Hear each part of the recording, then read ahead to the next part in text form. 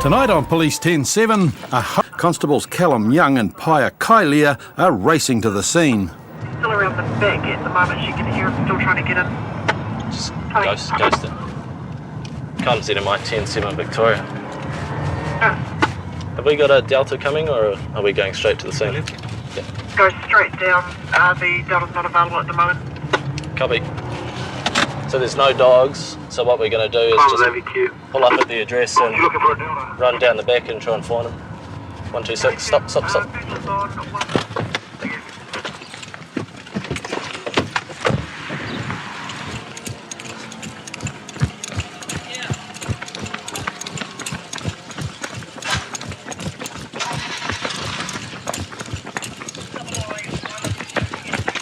Joining other units at the address, the officers quickly surround the house.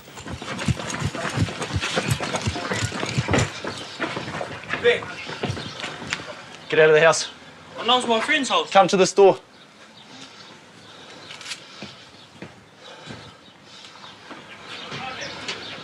Open the door. Surround the house. Surround the house. I got this door.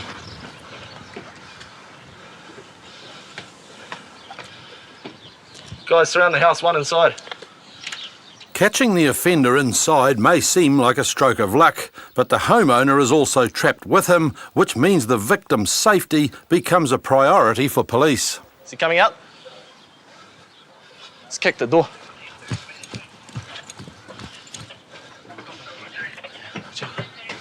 Oh, it's a deadbolt.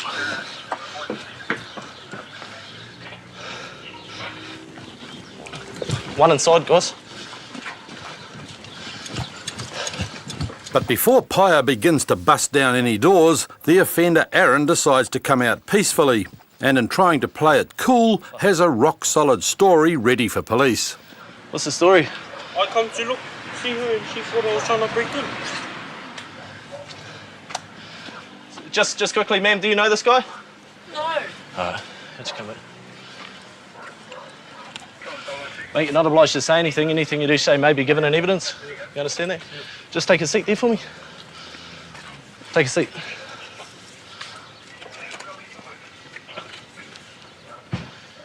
What's the story? Whose place is this? Oh, I just came and knocked on the door and the lady told me to wait because you guys are coming. Yeah. So why'd you come into the address? For someone stayed. Michael Shelley, because he just got up and I thought it was his house. What? I wasn't here. Have you been to this address before? So why'd you go inside then? She told me to wait for the police, so I waited. Yeah, but why'd you go inside in the first place? I knocked on the... Because you were down by the garage before first day. Yeah. So your friend wouldn't have been in the garage, would he? As his story falls apart, so does Aaron, and after a little more persuasion, he decides to come clean. So what are you usually into for taking? Little things. You been into any other houses today? First one for the day and bus today. That sucks. Okay, you got anything in your pockets? No, nothing on you? You sure? Stand up, mate. I'm placing you under arrest. Okay, just turn around, place your hands behind your back. Not too tight. Back at the station, Aaron was processed for burglary and sent to the cells for the night. And when Pia and Callum checked his background, they found they hadn't been the only ones looking for him. He's actually got a few other wanted interviews regarding to some other charges, so there's actually another unit that's going to come down and question him about them. So he'll appear tomorrow, first thing in the morning, at the Auckland District Court, and all going well, he'll get a decent sentence. He's actually just come off a prison term for a similar offence, so fingers crossed he'll go back to where he came from. In court, Aaron was convicted on a burglary charge and sentenced to 8 months in prison. Road, are you on now? You want to James Laurie? Going towards Great North Road. Columns in Life 4, we're coming down Tieta 2 towards that location. It's a wet Wednesday night in West Auckland, and Constables Bruce Wilson and Deborah Leahy have just joined the pursuit of a stolen car that's speeding through Glendine. Going down Lock Cross on Humphrey Kim. Just try and sit outside the pair that might be trying to get back there. Vehicle is a red Nissan Skyline Saloon. Registration comes back to a stolen vehicle. Brisbane. What speed are you doing? Speed is 100k, heading up to the roundabout. If they come down here, put a partial block on, but give them stacks of room, okay? Stacks of room. Yeah, okay. Right behind him. Speed and manner. The speed now, please. He's going around a roundabout, heading back down Te Road towards Glendine Way. Put it in across the Just going road. past. Where? Turn Just here. slow down, just wait here. Just wait here. As Deborah positions the patrol car in the middle of the road, the runaway driver's heading straight towards them. Driving okay. Comms, no, just hold up. We're just going to hold Behind on the this truck. BP gas tanker.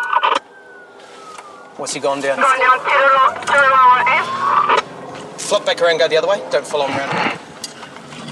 Speed 70. Just hold it. Just Manner of yeah. driving is okay, staying in the lane. Round corners. They're going to keep going for a while, so we're just going to follow Going around past deep. So we're Torquay going Street. good. Lights at Hepburn, intersection Great North. He's going red light through Hepburn, through Great North, Hepburn intersection. Still going straight, he's slowing down. Just check it, can you slow your speed down, try and slow down. We've just gone right onto West Coast Road, past the Houston Shop. Yeah, right down Glenview, follow these guys. It's Through the called car. roundabout, straight up going towards, heading towards the Gleneden Way. As the pursuit heads towards Titirangi, the fleeing driver starts to make mistakes. Yeah. Speed and manner. Well, looks like he may have blown something. Oh, go. Get in Heading there. down Atkinson. Blowing the smoke now. Towards Captain Scott. Lights are off. Lights are off. On Captain Scott, who's just gone over the curb. Just watch him when he comes over the hill. Hi, where are you? Analyse on Captain Scott heading their way. Comms, we do not have spikes. We're on Captain Scott. Go. They're on Speed foot. and manner. Running. They're running. They're running, comms. Get up there now. On that, please. They're running. They're out of the car, comms. Set up my coordinates now. So the car's dumped Atkinson and Captain Scott. And as police quickly catch up to the driver, other officers are chasing the passenger further up the road. Get down! Get down! Relax! Put your hands behind you! Put your hands behind you! Breathe! Stay over now! Stay on the ground! I can't breathe! Put your hands behind you! I can't breathe! Put your hands behind you! Relax! Relax! Relax! My shoulder! Get up! Get up! Knee down! Hey. Okay, you got the right to refrain from making a statement? Yeah. Got the right to consult and instruct the lawyer in private as soon as practical. You understand those rights? Okay, get in the car. You nearly killed people. Stupid. God. The pursuit had been started by Constable Paul Shearer. We just noticed this WRX up in Glendine travelling at excessive speed. We started following it. We got to an address around the corner. It's pulled into the front yard. It's done a big loop around the front yard and exited the property from a second exit. We've obviously lit up our patrol car and followed it. At that point it's accelerated, and we've had about a 5-kilometre chase around the Glendine Te area. We had lights and sirens going the whole time, and at no point did he want to give up. At some point it's blown a front tyre, and we were basically following the smoke trail. At this point we saw sparks as it crashed, and then we had two offenders on foot. Both offenders were taken back to Henderson Station. In court, the driver received a sentence of 18 months in prison and 6 months disqualification for unlawfully taking a vehicle, dangerous driving, failing to stop and possession of meth. The passenger was convicted on possession of meth and unlawfully entering a vehicle, and he received a sentence of 15 months. Pretty good lock-up. We've got both the guys out of the vehicle, and unfortunately the person's vehicle's pretty smashed up though. One of the wheels has been ripped off. It's had a pretty hard impact. So we'll have to tell them later about their car. The guy said that she was here, but she has since gone. Phantom drunk lady. The phantom that Constables Des Gourlay and Kenny Turner are searching for has been wandering Auckland's North Shore, knocking on people's doors and asking for help. Now she's turned up at another house and called police. Let's come down and see if we can find her this time and see what she's been up to and why she's wandering around, knocking on people's doors. And she can't be sober or straight.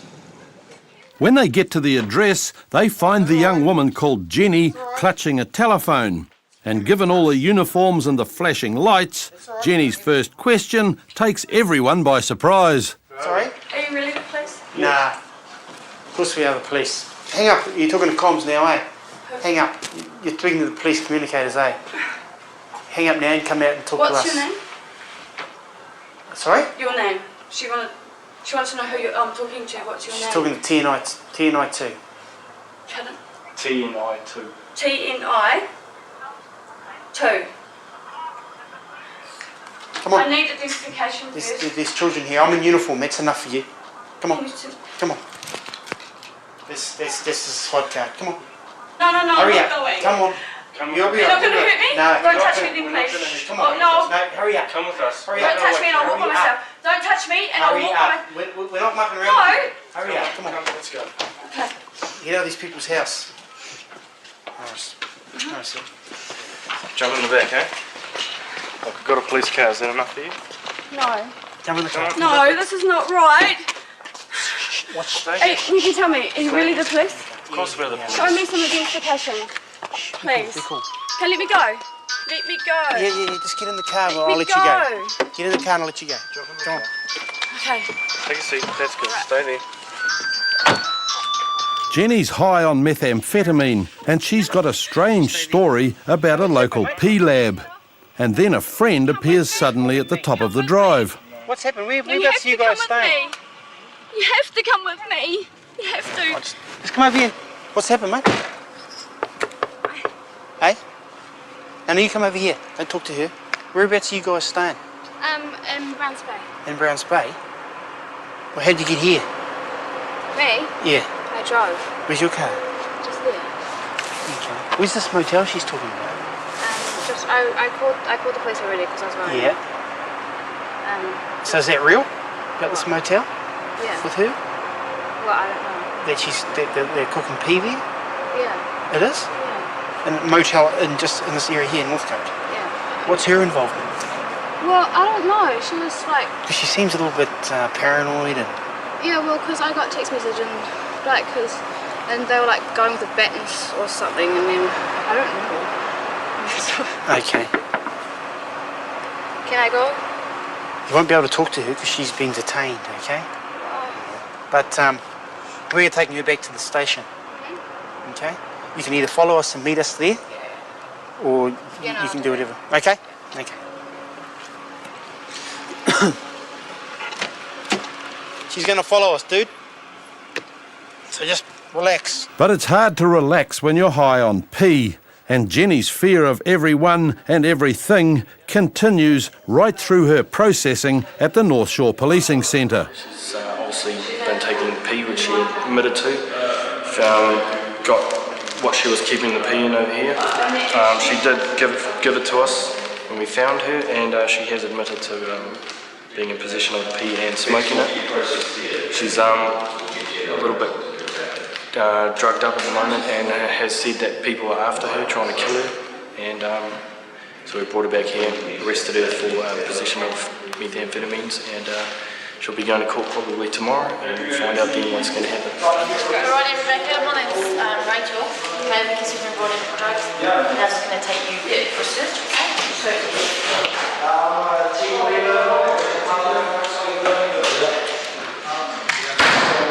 Jenny spent a few hours in the cells before being released on bail. When she appeared in court, she was convicted on possession of meth and fined $350. The P-lab she talked about was never found. It's Thursday night and Mount Wellington constables Jared Evans and Andy Sayer are on their way to investigate some unusual activity at an Onehunga scrapyard. Okay, we've just been called to a job where burglars are quite likely on premises. There's some males unloading a truck full of metal, and it's currently 9:15 at night, which isn't a normal time to be doing that kind of thing. At the scene, police find a car and trailer being loaded with stuff from the yard by two guys and a woman. Hey guys, what are you up to tonight? Well, looks like you're moving some wood around, but it's a strange time of night to be doing that, isn't it? What are you actually doing? Yeah, well, obviously it does look a bit suspicious. A bunch of guys putting stuff on the back of a truck. Do you know whose stuff this is? Well, this is all ready to be taken away. It's all oh, rubbish. Okay. You know that it's rubbish? Yeah. Oh, okay. So you've talked to the owner? Do you know the owner of this place? Brian was, they were going to be coming in and putting a bin down, and we asked if we could take some of the stuff. try and jump on point. Okay. But Pete's attempts to bluff his way out of the situation are about to take a turn for the worse.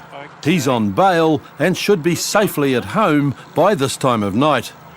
Curfew of 2000 to 0700, not to associate with the complainant or the co-offender.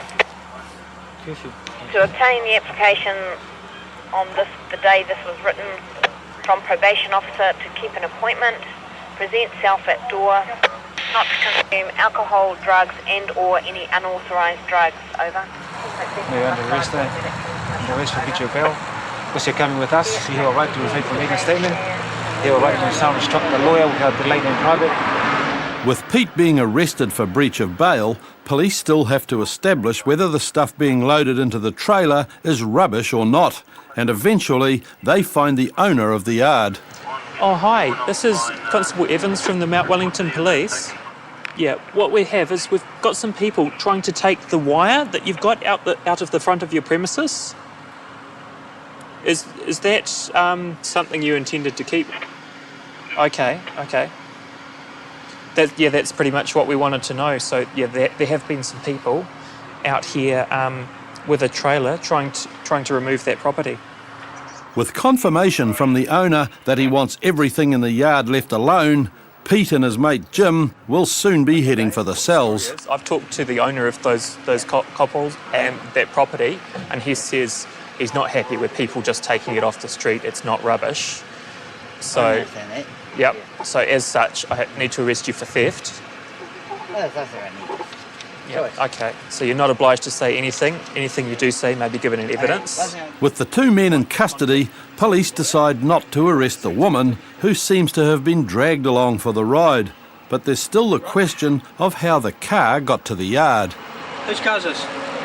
That's my fiance's. Fiance's. Who's been driving it today? Rex drove it here. Rex drove it here? Who was driving it before that? I do. You drove it? Many hours ago. Many hours. Did you drive it to work? Yeah. Did you drive it home from work? Yeah. You drive it around to pick these two up? No. No? How'd you pick these two up? I didn't pick them up. You picked them up? So how'd they get down here with you? Hey, my place. They came to your place? Alright.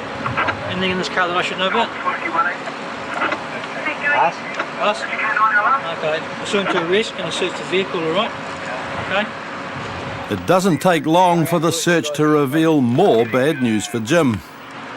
Whose are these? Do you know what's in these? I've seen them before. Yeah. And I do not touch them. You don't touch them? No, and I will voluntarily go back to this. Okay. Your vehicle? Yep. These are your property. It's not my vehicle. Well, you're in charge of it. Okay. You've told me that you've been driving it today. Right. Section 18, 3 and 2. This is your Drugs Act. I'm going to search the vehicle for any more of this, alright? I understand where you're coming from. I'm quite happy for you to search the car. A thorough search of the car reveals nothing more, and after taking the woman home, Jim and Pete were taken to Auckland Central for processing. In court, Pete was found guilty of breach of bail, theft and possession of cannabis, and received 50 hours community service. Jim's charges were later dropped after he was dealt with on other matters. No? I'm going home. You're going home? Yeah. Did you see how fast you came out of the corner just before? Onto the main road? No. Flew out of there. Could almost caused an accident. No. Have you got your licence on you? Yep. Have you been drinking at all tonight? No. You haven't been drinking tonight? I'm a driver. You're the driver? Can I have a look at your licence? That's it, you just went past it, I think. But that's my livelihood, I'm a driver. You sure you haven't been drinking tonight? No. No? I can't smell any of that on you. Find me, I live right here. Yep. And come back, anytime you want. But that's my livelihood. Yeah. I'm a driver. Yeah. Jim may be a driver, but he's definitely not sober. And while Dean gets the roadside breath test kit, James checks out Jim's company car. How come your car hasn't been registered? Hold. Sorry? It's on hold, and I'm going down the line to see my mum. On hold? What do you mean it's on hold? I'm paying people to do it up to scratch. Right. Yeah. And then you're going to get it registered? Yeah. Okay, because you know you shouldn't be driving it, eh? Yeah, I realise that. And like Jim's registration, his licence will also soon be gone. But first, police have to get Jim to complete the test. Okay, I now require you to undergo a breath screening test without delay. Yeah. What I need you to do is just to put your lips around that little tube there and blow into the bag, okay? One breath. One big breath. Yeah. Big breath. That's it. Keep blowing. Keep blowing, there's nothing going on. Keep it going. Blow harder. Harder. Get your tongue out of the way. This bag should be inflating, yeah? This bag should be, see, this bag's not inflating. You're not blowing into it. I need you to blow nice and hard. Right. See the bag? We need to blow it up like a balloon. Can you Yeah? turn my car around later We'll on? worry about your car in a minute. We need to Okay. blow this bag up, okay? So Okay. a big deep breath, and then blow it in. Fill this bag up. That's it. Fill her up. Come on, you're not blowing into it yet. We need you to fill it in. Come on, this bag's not moving. It's a frustrating few minutes. Fill it up. Blow. Keep going. Keep going. That's it. Keep it going. You're going well. Doing well. Keep it going. Keep it going. Fill that bag right up. That's it. Keep blowing. Blow it into it. One big breath. One big breath. Eventually, police get the result they expected. This is a failed result, okay? Because the crystals have come across as failed, right? Park my And car now, across because the it is a road. failed, okay, I now require you to accompany me to the Henderson Police Station or other such place for the purposes of an evidential breath test, blood test, or both, okay? There you Just go. bring me back here to my car. Yeah, that's all. if we can, we will. Can you put that on for me, I please, haven't sir? done much wrong, if you know what I mean. Yeah, I know, I understand. But you've been drinking, so we need to look after you, okay? We need to do some tests. Yeah. So did you have a few beers or something at home, did you? At work, I should say? No? At the very least, one. At two. the very least, one or two. Yeah? But no, one. Not more than one or two. Not more than one or two. Oh, okay. I'm a driver. Yep. Dean's sure that there's been far more than one or two, and the proof is in the evidential breath test. Keep going, mate. And stop there. Okay, the result you needed a 400 is 1137. Okay, so you're over by quite a lot. So you're 1,137. No, it doesn't look like it. But Jim's not prepared to accept the evidence, even when the second test confirms the first. See that number there? You wanted 400. That's 1,137. That's your result. So you're more than twice over the limit. Okay? You're almost 3 times over the limit. Now, the machine's made a mistake. Sorry? The machine's made a mistake. Oh, these machines are usually pretty good. They don't make too many mistakes, and this wouldn't have made a mistake tonight. Unfortunately for Jim, the judge agreed with Dean, and he was disqualified from driving for 1 year and 1 day. Just on there where that little cross is. He was sentenced to 9 months supervision, ordered to undergo alcohol counselling, and complete 250 hours of community service. Roger, if you're able to head to Motor Lodge, get a call from me. She's got a female there and taken up a couple of units, high on drugs and refusing to leave.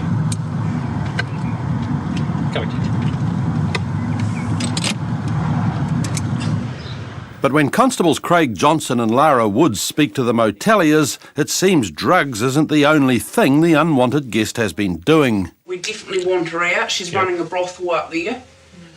She's set 2 of our rooms up and she's got light fittings upside down with meshing over top of it.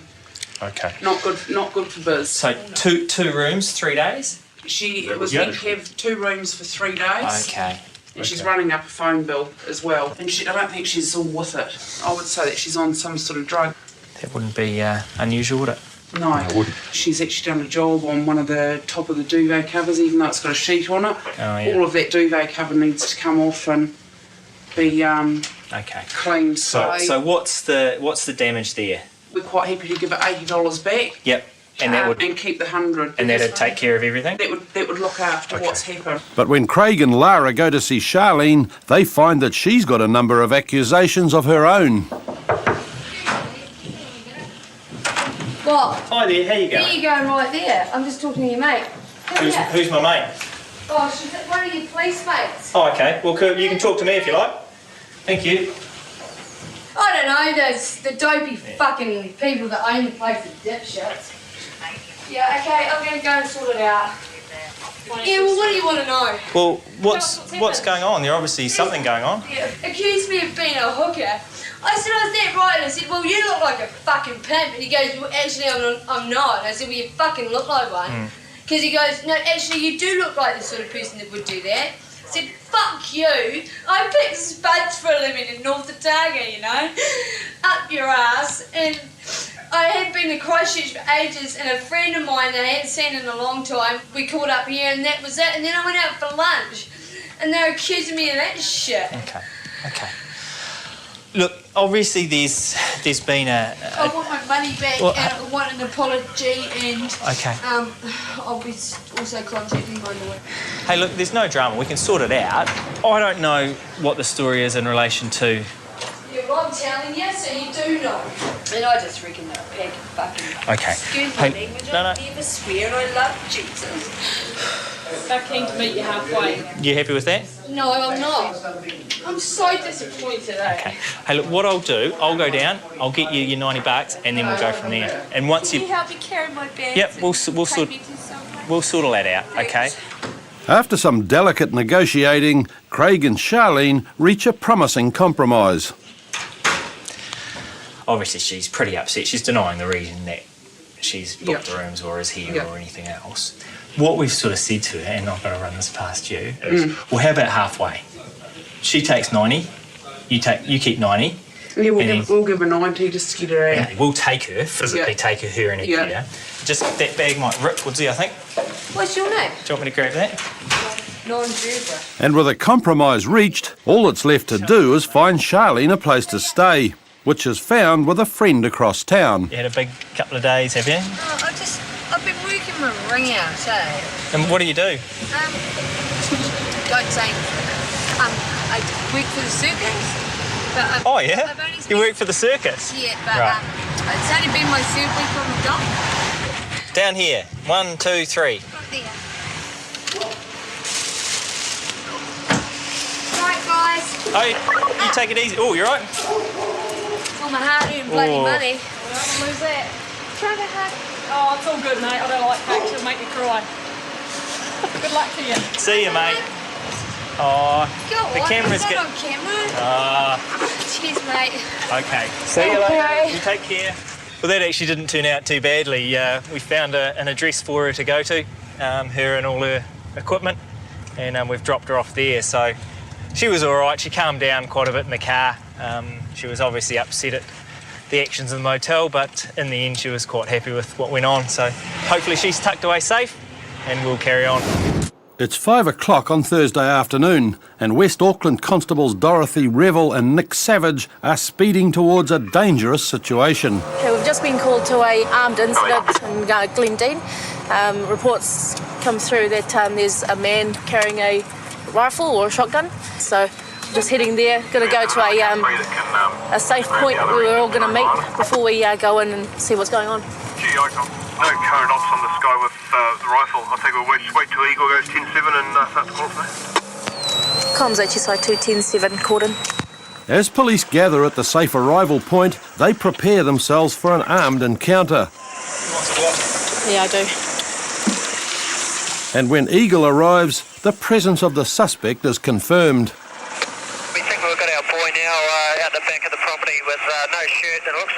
Officer Short. When dealing with armed offenders, the police policy is safety first. No chances can be taken, and officers need to ensure they're prepared for every eventuality. We've got Eagle over here just keeping an eye on the address that this person with the firearm was seen to go in. They've got obs on him, and at this stage he hasn't got the rifle on him. But we're going to shortly make an approach to the house and see what's going on. But before police can make their move, Eagle reports that the suspect has left the house and is driving directly towards their position. There it is. Is that it there? Pistol's out. This one?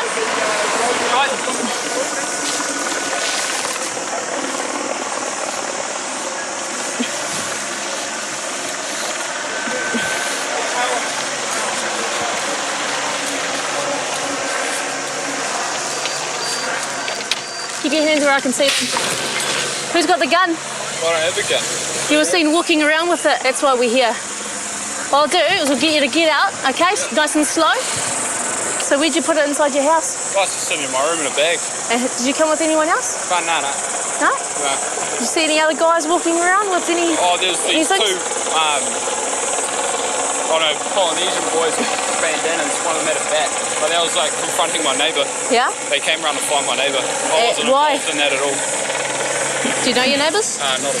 And you came out with a firearm to what, intimidate them? No, not at all. It's just like Okay. I think I got involved in the neighbours scuffle, and one of the neighbours probably thought I was involved in it. And, you know, someone sees a slug rifle, freaks out, brings the police. So, yeah, just a bit of bad luck, I suppose. I'm just going to give you a short caution, okay? Just until we find out what's going on. No problem. Okay, so you're not obliged to say anything, okay? Anything you do say can be used in evidence, all right? Yeah, sweet. Cool. Jacob may be claiming that he merely stumbled into a confrontation between his neighbour and two other guys, but that doesn't explain why he was holding a gun. Yeah, I was having a shower, got out of the shower, just having a look at my gun, a bit of a clean, and then heard a bit of a scuffle outside, walked outside to see what was happening, and then got confronted by a whole lot of police. And although he thinks this is all a big misunderstanding, the fact is he's broken the law. The guy that had the firearm, he's legally entitled to have it. He's 19 years old, so he's fine to have the slug guns in his possession, but he actually came outside to the top of his driveway, which is visible to quite a few people. Someone who was in the area at the time saw him with the gun, saw him speaking to these other two people, so it's quite serious, eh? What happened today? And just from what the neighbour has been saying to us about your demeanour when you were out here, you know, we can't just ignore it, eh? What we're going to do is ask you to come back to the Henderson police station with us, okay? Oh, yeah. And bring your e-guns with you for now? Yeah. Okay. Great on the job. Sweet as, man. And after being charged with presenting a firearm, Jacob's mood has turned from laughter to loathing. I think that's absolute bullshit. I don't understand them investigating, make sure it's not a real gun, etc., etc. But just because of some fucking person across the road that said, oh, all that shit, you know, that's bullshit. It's not as if I got a fucking machine gun out there. When Jacob appeared in court, he pleaded guilty to an alternative charge of disorderly behaviour likely to cause violence. He was discharged without conviction and ordered to pay a $150 donation to charity. It's early in the evening, and Constables Wayne Scott and Danny Hodson are trying to sort out a dispute between neighbours in Papatoetoe. Hello, good evening, sir. How you going? Officer Scott from Otahu Police.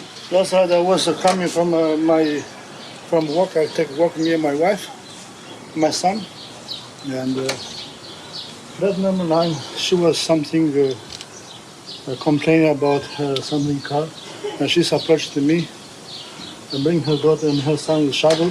She threatened to me and my family. Yep. So I don't know. When was this? Just half an hour ago. Peter's complaining that a woman in another unit's been harassing him and his family. But the lady in question isn't home, and no one there seems interested in talking to Danny about the incident. Do you know what it was over? What was it about? What was it about the power? It's just that the gentleman's called is about some sort of dispute you've had between each other, between yourselves. Yeah. Just trying to work out what it's over and if we can try and solve it so that it doesn't happen again. But no one seems very interested in a solution. And the following evening, Wayne and Danny get another call.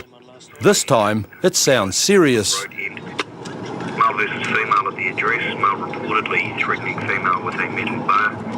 Now assaulting the female fist only. We have previous at the address. Yeah, Roger, we went there last night. It's a gentleman of Eastern European persuasion with his missus. They had a fallout with number 9 last night. Roger. When they get to the address, the fighting stopped, but angry people are shouting from all sides of the car park. 1, 2, 3, 4, come to my property. I told you yesterday, 1, 2, 3, 4, come to my property. He had my mom. Whoa. You go in. I'll go and speak to you in a minute. I'm sick and bad. Look for two. Go in and I'll come and speak to you in 2 minutes. Just go in and I'll come and speak to you, okay? Right, we'll come and speak to you.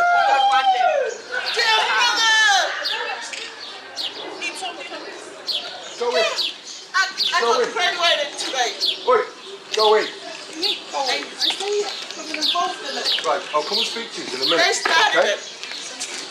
We'll just come and speak to you in a minute. Just keep off the street. Let's calm everyone down, yeah? Okay. Everyone's getting told exactly the same. When Wayne and Danny get the situation under control, they can start to get to the bottom of the problem. But, as is often the case, the two sides in this story are completely different. All right, what's happened tonight? The same things I told you yesterday. They come in my property, they find my wife This forever time door. we had to cross the door, they just come and knock, hit the door. So I told you they come all 4 people over there. 2 from flat number 6. Yeah. And her mom and daughter fighting with me and her. They are drinking beer. Leave the children up and down. So they've basically just come back again? That's right. Yeah. Nothing changed. Just come back again and stay. And you don't know why this has happened? On your eye. What's happened? I don't know. I just have a drink. Because I got graduated today. You got what? Graduated. She graduated Right. from my course. So yeah, I'm just celebrating, minding your own business. I was having a quiet one with my friends down there. All of a sudden, the lady from number 5 just come in and start swearing. That's when I lost it. Why pick on me? I did nothing. But that man in number 5 had her. See, look. Yeah. Okay, she's come across. Over there, down there. Yeah, so she's come across here. She came down there. And then what's happened? That's your shoe? With her daughter, and then I start to fight. Then I fight. I fight. And those are her shoes? That's why, no, I told her, don't come here to my property. I don't want to fight. She want to fight, you know. And she come, and we fight. Okay. I fight for my life. But although Peter's wife is doing all the talking, it's Peter that's being accused of attacking and injuring Tracy. And according to another neighbour called Dave, this isn't the first time Peter's caused trouble. Neighbour, what can you say about number 5 man? Oh, I can say a lot because he provokes me as well. Every time I come from my flat to go past theirs to go out or come in, he comes out of his branch slider and he provokes me every time. He's grabbed me a couple of times by the arm and I said, hey, what's your problem? You know, and then even when I'm home in the weekend, and if the door is locked, and even if my windows are open, he's trying the door like this. And I tell him to bugger off. Excuse my language. Can you come around this side? All the witnesses are pointing the finger at Peter, and police make the decision to arrest him and warn everybody else to keep out of trouble. All right. I never go down there. I never go down there. I can only go down to number 6, and that's it. Well, I'm not saying you can't go past there ever, but I'm just saying tonight, until everything seems to have calmed down, don't go to number 5 and don't speak to had Evelyn. another go. All right? Hey, Okay. you just missed I'll just it. leave you now. Sorry about all the... With Peter on his way to Otahu Station, peace returns to the block of units. Me? Well, I'm coming. I'm coming. As long as they stay up. She'll be all right now. Now that he's arrested. So, yep. Just make sure no more men hit any war woman. You've been arrested and charged with the following offence: male assaults female. Okay. Now I've given you these rights, so you have the right to consult and instruct your lawyer in private without delay. In court, insufficient evidence prevented Peter from being convicted, and he was returned to the neighbourhood he loves. Next week on Police 10-7, a runaway thief leaves a trail of evidence. Stop! On your face now! And a random stop has Pete in an awkward predicament. Got your licence on you, mate? No, I don't know. You don't? No. Why don't you have a driver's licence? I was DIC. You got a key on you? The last officer took it. The last officer took your key? Yeah. Why can I smell weed in your car? Doing a runner. A runaway thief leaves a trail of evidence. Stop! On your face now! A random stop has Pete in an awkward predicament. Got your licence on you, mate? No, I don't know. You don't? No. Why don't you have a driver's licence? I was DIC. You got a key on you? The last officer took it. The last officer took your key? Yeah. Why can I smell weed in your car? A cross-country chase ends in confusion. Watch out! Where is he? Where are you? Police struggle to control a disoriented drunk. You don't know these people. No! Don't resist. Okay, don't resist. No! And a convenient case of amnesia creates problems for police. You don't know your own name. Right, turn around, you're under arrest for giving false details, okay? I jumped into a car. I didn't even know the driver. Next thing I know, I'm on the police chase. It was scary. I didn't know what was happening. Luckily, the police helped me out tonight. Just half an hour before Justin's impassioned plea of ignorance, the car he'd been travelling in was being followed through Auckland's Mission Bay by Constables John Rewity and Brad Kirtland. Comms in, am I too? Mario, eh? Yep. Yeah, 3T with Mario in Mission Bay. But as Brad approaches the car, the driver makes a very bad decision.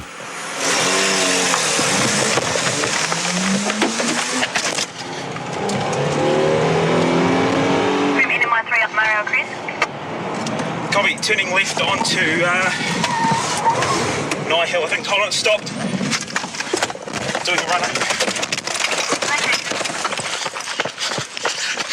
Comms in on Marell towards Paddington. With the fleeing driver undressing as he runs, it doesn't take Brad long to catch up with him. Stop! On your face now! Sorry, Tom. Hands behind your back. Comms in, am I one in custody?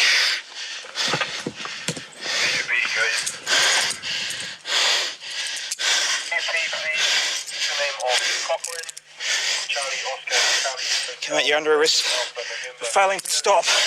Okay, get up. Up. Stupid thing to do, wasn't it? Why'd you run? Hey? Why you guys chasing us like we fucking... Shut it, listen to me for a second, okay? Because you're under arrest, you're not obliged to say anything. Anything you do so may be given evidence, okay? You have the right to refrain from making a statement. You have the right to consult a instructed lawyer in private without delay. You'll be given that right as soon as practical. You understand that? You understand? Yeah. There's stuff all down here. Not yet. As Brad catches his breath, the only thing he's got out of the driver is a name, Frank. But he's carrying nothing that would identify him. Who carries a wallet with nothing in it? I guess so. We'll get him out of here, we'll stick him in here. Sweet as. Take it back to your partner. He's got clothes and stuff there's dumping as he ran. Is he? All along the footpath here. I think he lost his shoe somewhere as well. Back up in there. Oh, no, it's all, there's nothing up there. All along here, back towards where we stopped him. While Brad's been chasing Frank, the passengers from the car have stuck around to talk to John Rewity. But Justin's story is one police hear all the time. So you don't know this kid? No, bro. I don't know this dude at all, The bro. V might know him. No. Oh, fuck. I just jumped in the car, bro, and next thing I know, everything was fucked. And there was nothing I could do, seriously, brother. There was nothing I could do there, sir. I was just in a bad predicament, wrong place, wrong time. The passengers would all get to walk home, but Frank has major problems, and it seems that he's brought it all on to avoid a ticket. Why'd you run? Why'd you run? What do you got to hide? So I got no license. You got no licence and that's it. It's not the crime of the century, mate. Just stopped and stayed where you were and let us have a chat to you. Everything probably would have been pretty sweet. Instead you tried to take off. You would have let me off. Nah, mate, if all you've got to worry about is the fact that you don't have a licence. Have you been forbidden before? Forbidden from driving? It's all that would have happened. We would have given you a traffic offence notice forbidding you from driving. That would have been it.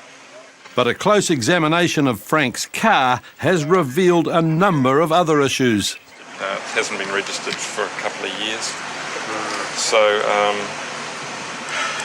don't know what one. So is the only reason why he ran was because he's unlicensed driver? It sounds like it. So it's probably just tickets galore for him. It's the easy way out. Frank's decision to run has cost him dearly and resulted in $1,000 worth of tickets for no warrant, no registration and driving a prohibited vehicle. Officers Ben Lee and Jeff Gibson are heading to Auckland Central Station when they spot a car making an illegal turn in front of them. For the occupants of the vehicle, the high of their evening is about to come to an end. How you doing? Hey, bro. Got your licence on you, mate? No, I don't know. You don't? No. You got a key on you? The last officer took it. The last officer took your key? Yeah. Right. Who's the car registered to? Me. Why don't you have a driver's licence? I lost it about a month ago. Lost it as in we took it, or lost it as in can't find it? I was DIC. Why can I smell weed in your car? What do you mean? Can you smell weed? I can. Oh, okay. So what are we going to do? Well, what would you like to do? Well, I guess I'll have to tell you that under Section 18.2 of the Misuse of Drugs Act, okay, I'm going to search your car and both of you. All right.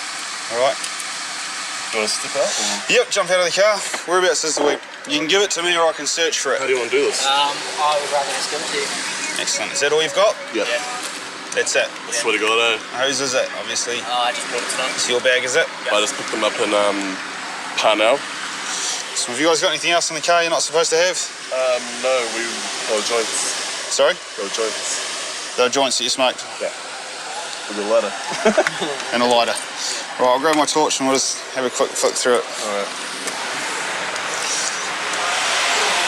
With nothing much in the car, the search turns to Pete and a cannabis pipe is found, as well as something of interest in his wallet.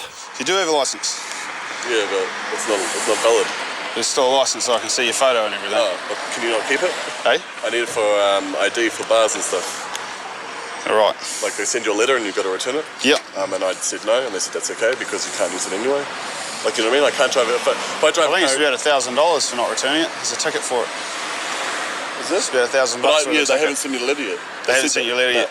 That's right, I won't give you the ticket anyway. You got nothing else in your pockets? No. Just turn them inside out for me, mate. The jeans. The jeans, as best you can. Yep. Anything in the back ones? Nah, get us going, mate. With the licence in hand, Constable Gibson does a background check, and it doesn't take long to find out that Pete hasn't been entirely honest. Just carried one up, and you got 35 demerit points as well, so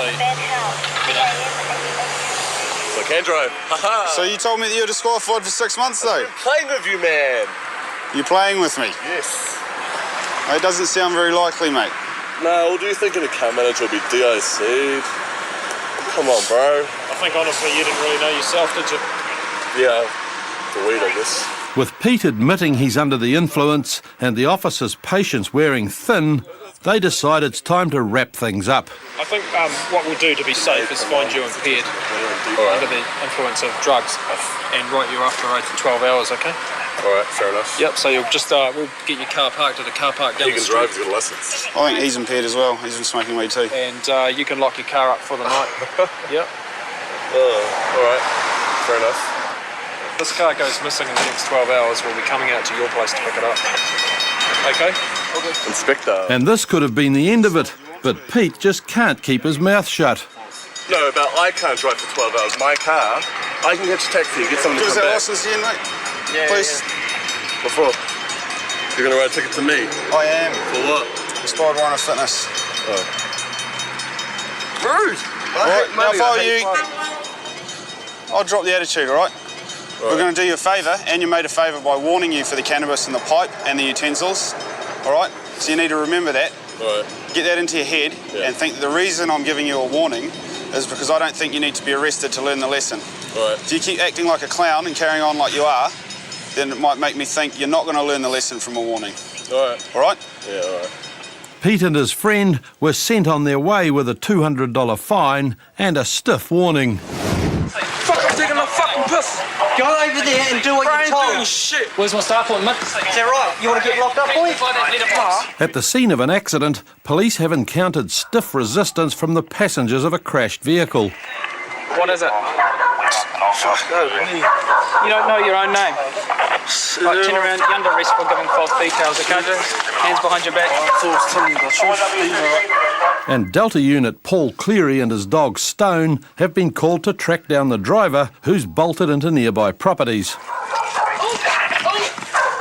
Where are you from? I live here. Oh, okay. Did you see the guy run? No, I just saw some fella run out there and went that way. With confirmation the driver's run through here, it's not long before Stone picks up a scent.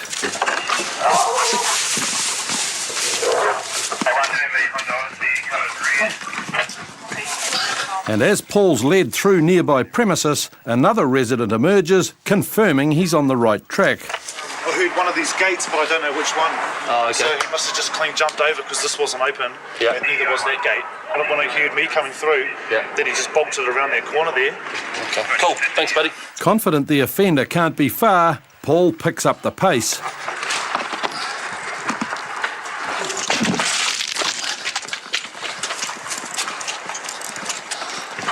But the trail runs cold as abruptly as it started, and it appears this offender may have given police the slip.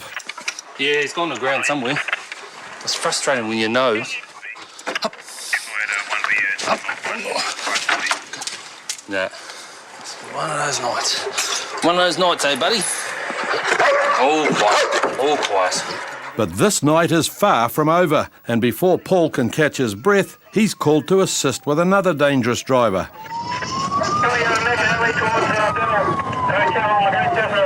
Monorewa units have chased the offender clear across South Auckland, and with the offender's driving becoming more erratic, it's vital he's stopped before someone gets hurt.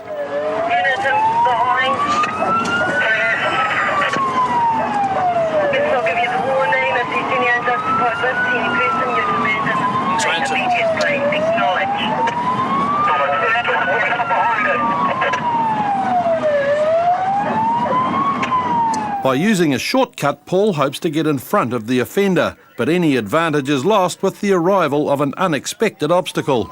Train. Got nothing but can do but stop. Southbound GSR past Mahia Road, copy. Southbound, it's coming this way. Going under the motorway now, southbound GSR. Comes over, yeah, we're at GSR, rightward was spot. Gemini still southbound, I believe the vehicle has been... And the short delay is just enough for the offender to get away from Paul. There it goes. But up ahead, another unit is getting into position.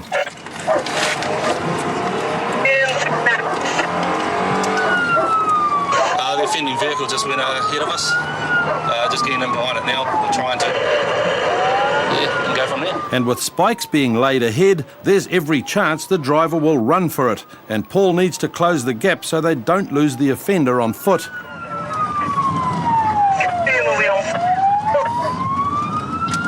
And sure enough, with his tyres blown out, Bob tries to dash for freedom.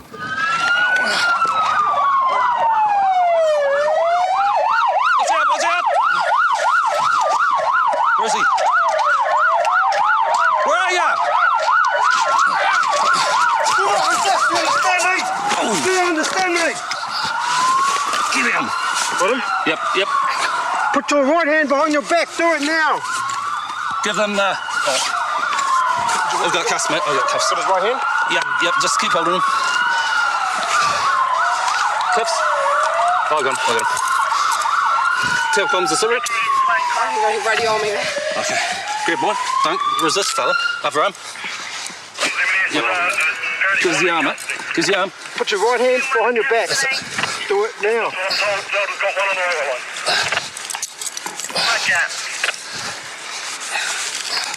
Cool, done. Cool. Give him his rights. Comes out of here. You're not obliged to say anything.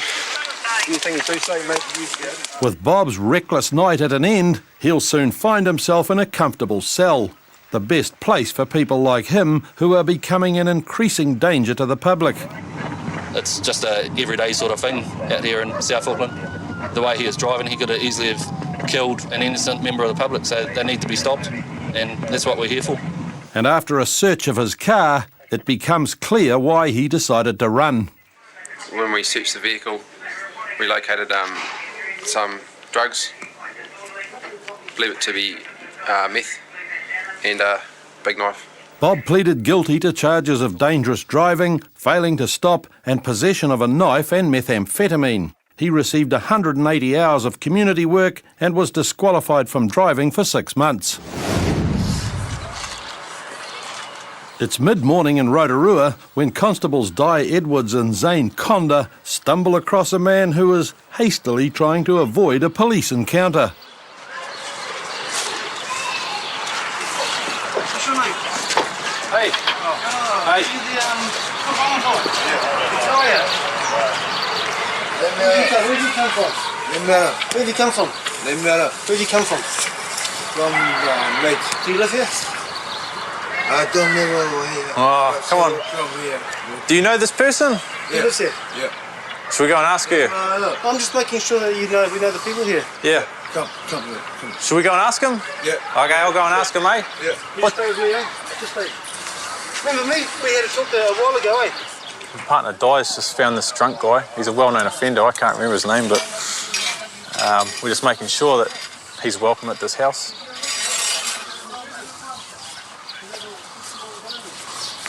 Do you know this guy? Who? This guy? Oh, can I go through the window and have a look? Yeah. He's really drunk. Is he on my lawn? Yeah. Just come out here and see if you know him.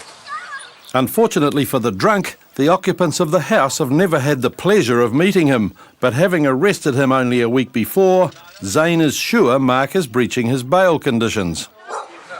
Yeah. Come over to the gate, mate. What was your name? Yeah, is that right? Yeah. Yes. Come here. No, you don't know these people. No. Yeah. You don't know these people. Yeah, you come with us. No, you come on the question. Hang on. Dive. Down. As his predicament dawns on him, Mark begins to resist. No. Don't resist. Okay, don't resist. Hey. Come on, go, man.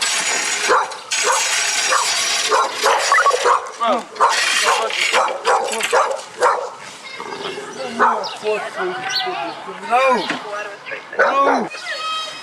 She's the owner of the house. No one knows you at this house. No, she's the owner of the house. Cool. Come on, jump in the car.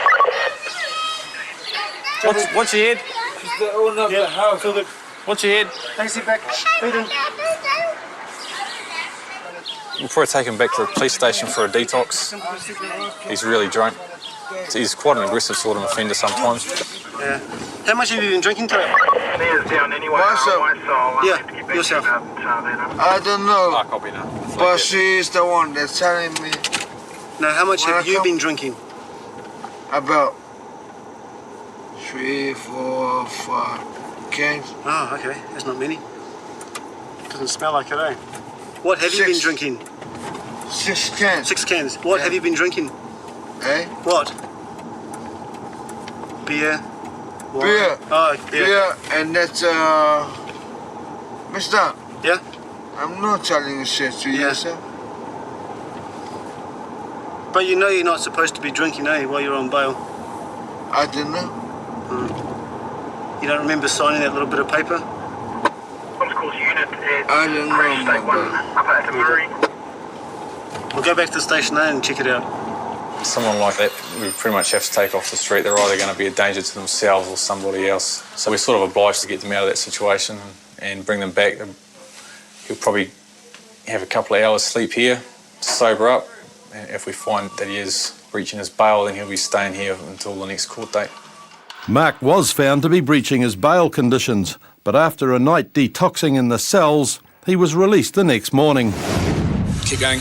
Next week on Police 10-7, a drunk driver tries quenching his thirst despite his dilemma. Excuse me, would you give me a glass of water, please? No? I'm pretty thirsty, eh? I'd like a drink of water if that's okay. A would-be car thief offers some poignant words of wisdom. Just don't jump in cars with people that you don't really know. Bay of Plenty's drug industry gets hit where it hurts. I'm not happy. Bummed out.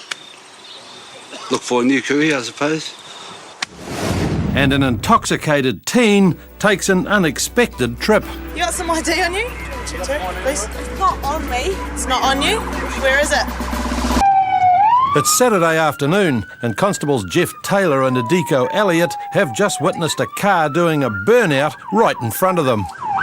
Just did a big burn off at that intersection.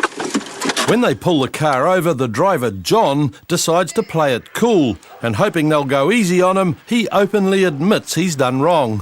Oh yeah, my sustainable protection was my fault. Yes, I didn't need to do it. At this stage, I'll let you know that you're not obliged to say anything. So anything you do say may be given evidence. So you admit to having a sustained loss of traction. Why is that? Oh, just because I was in the wrong lane and I was like lazy. Okay. But when Jeff explains the zero-tolerance policy towards dangerous driving, John's cool, calm demeanour begins to crumble. At this stage, you're under arrest for sustained loss of traction. Is it an arrestable? Yeah, it's an arrestable offence. Oh, this chick's got my son, bro, my baby boy. I'm not lying. That's all right. Calm down. This chick's got my boy right now, man. Take a breath. I just dropped my son off with this chick. Yeah, I understand that, but I just picked it up. Well, it gets a little bit worse than that. You're also going to lose the car under the boy. Oh, no, I can't, bro. I've got no car. And under the Boy Racer Act. Oh, I'm not boy racing, Yeah, and I know you guys can choose that. I do know that. I was not boy racing, man. I'm not a boy racer. I'm a bloody father, man. Under the Boy Racer Act. But I'm a father. I'm not like that, and I whose promise car you is it? that. Mine. I just fixed it, and it's all just going. I've got my pre-warrant. Comes ATI, I've got 3 online. I've just spoken. I sympathise with you, but it's the law, okay? With his fate sealed, John slowly melts into a blubbering mess. Please just stop there, just stop. No, you need to take a break. I'm not trying to...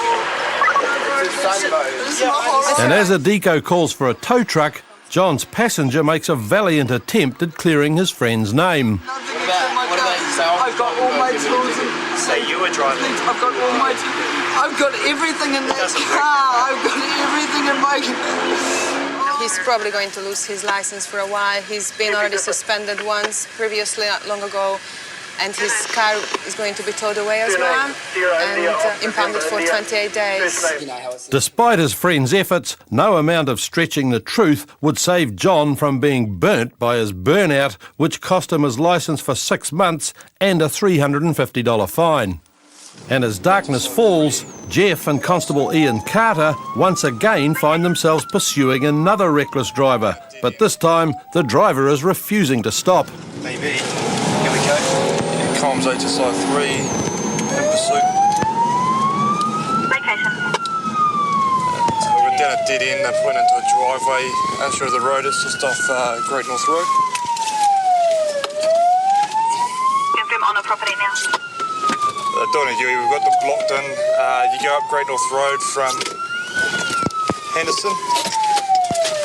We've got them stopped. Roger. Why didn't you stop? You're under arrest, you're not obliged to say anything as easily as give me a hand. Give me a hand. Hey, I do nothing. Listen to him, mate. I've got nothing. Well, why didn't you stop when the flashy lights start? Because you got no licence, you see. Hey, what's your problem? no license. Well, what if you show that I'm trying Well, there's no need to do a runner for that, eh? That's not going to help you.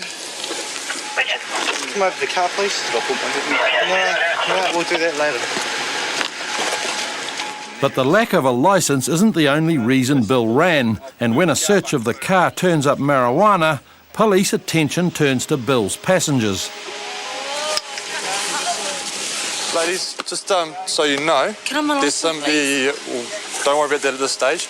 There's actually cannabis under the seat there. So we're now invoking a drug search, all right? Hey, listen to this. Under Section 18, Subsection 2 of the Misuse of Drugs Act 1975, all right? We're going to be searching you guys in the vehicle, all right? Because you guys have been detained for that purpose. You've got the right to refrain from making a statement, the right to consult and instruct a lawyer without delay in private, okay? Hey, you've been warned already for your language, okay? When Doreen doesn't heed the police warning, her arrest for disorderly behaviour is immediate. Making a statement, the right to consult and instruct the lawyer without delay in private. And Jeff soon discovers the reason for Doreen's attitude. Is there any meth or just a pipe? I don't know, I haven't. I've only got so far as that. All right, we could go through that at base if you want. Oh, yeah, sweet as. Okay, at this stage, the female I've arrested has got a methamphetamine pipe, possibly methamphetamine. We haven't checked through her bags properly yet. There's also, where she was situated in a vehicle, a small bag containing a small amount of cannabis sitting on the footwell where she was. And the larger bag of cannabis was on the other side in the back seat, just tucked underneath the passenger seat. We're just going to continue to search the vehicle, see if we can locate any more illegal substances. And you got more? With an illegal weapon added to the list, police wrap up the search. But when a background check on Bill comes through, Jeff realises how lucky they were that Bill cooperated. WTI, forbidden to drive. There's also a caution there that says when dealing with him carries and presents knives at police. Was entered a couple of months ago. Whose is the knife that was in the car? No, your knife, okay. Where have you come from, was it? Well, they wanted to leave. We just went back to south. Oh, you got snapped. You're going the wrong way to go south. You were coming down the hill. South, you go up the hill. You're lost. Yeah, they were telling me. You should never take directions from someone who's stoned and drunk. Yeah, I was hungry. Oh, you're hungry. But while the girls may have gotten Bill lost, there's no doubt where he and his friends are going now. And in court, Bill received 2 months imprisonment and 6 months disqualification for failing to stop and driving while disqualified. Beth received 40 hours of community service for permitting drug use in a vehicle. I was just driving down to Glen Innes to do my shopping, as I always do on a Friday night. And I have to tell you that, yes, my heart did take a drop when I got pulled up. Earlier that evening, Guy had tried to avoid the Auckland booze bus, but unfortunately for him, Constables Patrick Dean and Lee Tai had set up to intercept runners just like him. We're going to become the chase car, so we'll be sitting up the road and just waiting to see what cars do U-turns, and then we'll be stopping them to see what their reason is. Not always alcohol, sometimes it's because the cars aren't up to standard or they've got the wrong class licence, but always definitely worth trying to catch up with them. And it's not long before Guy makes the U-turn that could cost him his licence. Yes. Go ahead, 19. Okay, we're just going to go off with this car now, who turned quickly into this driveway. Oh, I see what I have to take. Pass me my hat. Hello. How are you tonight? I'm gone. You're gone? Yes, sir. Why is that then? What do you mean by you're gone? I'll blow that. I'm done for drunken driving. You done for drunken driving? So you have been drinking tonight? Yes, sir. Okay. I'll just get you to do a little test here to confirm it. Have you done one of these tests before of blowing in the bag? No, sir. Okay. Now, the driveway that you pulled into here, do you know the people who live here? No, sir, I don't. Okay, why did you pull into that driveway? Well, I was going to the supermarket. Yes, and you were going to the supermarket and... Yes, sir. Yep. And so why did you pull into this driveway? Because I saw that down there, sir. You saw the checkpoint? Yes, sir. Okay. So how much have you been drinking tonight? I've had 4 glasses of wine. 4 glasses of wine. Over what sort of period of time? Oh, a couple of hours. Okay. And you think that'll put you over? Yes, sir. Okay.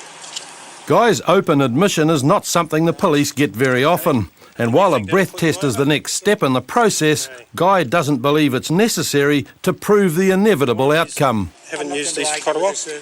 Okay, I know it's fine. Now the idea of this is just to put your lips around the tube there. I'm done. And blow. I'm gone. Okay, well let's see what the test says first. And just put your lips around the tube there. I'm gone, sir. I'm finished. Okay, and continue blowing until the bag's fully inflated. That's great if you keep going. No, we need a little bit more to continuously blow. Yep, keep blowing, and a little bit more. There was it. Okay. You can see their green crystals have gone past that yellow line. Yes, sir. So I suspect now that you are driving over the limit. So what I'll do is I now require you to accompany me to either the booze bus or any other such places for the purpose of evidential breath test, blood test, or both. Convinced this is the beginning of the end, Guy accompanies Patrick to the booze bus. I'm gone. I'm very sorry. I'm done for drunken driving. And after some belated formalities, I'm Guy. How do you do? Guy, good. Patrick moves on to more pressing matters. These are just designed so that anyone can do it. So I'm trying to go as hard as I can. I'm sorry. That's okay. So if you just have another go and Regulate them off for the registration. yeah, and continue that, that's excellent. If you just continue doing that and continue and keep, yep, that'll do. So we'll see what that reading comes up with. I'm finished. Well, we'll just wait to see what happens. 340, you're under. Yeah, let's get a low motor. It's very close. One more drink and you would have been over. But the legal limit's 400 and this is 340. Very close. So it's fine, there's your driver's license back. Having cheated fate, Guy is now free to finish his shopping, but not before sharing some gracious words of gratitude. I applaud the police for what they're doing because there are far too many people that just drink totally irresponsible, very irresponsible, and they have absolutely no regard for other road users. And I think good on the police for what they're doing. Yeah, good, yes. It's a job's coming from base. It's a 1K mile in the park there on Kevin Park. It's incoherent. He's got a box of beers, possibly sniffing glue. Informant does advise that 3 other males are approaching the 1K mile. Informant reckons he'll possibly get into trouble. With what sounds like a mugging in the making, South Auckland Constables Leighton Murahu and Gary Ferguson waste little time in getting to the park. Com 004, 10-7.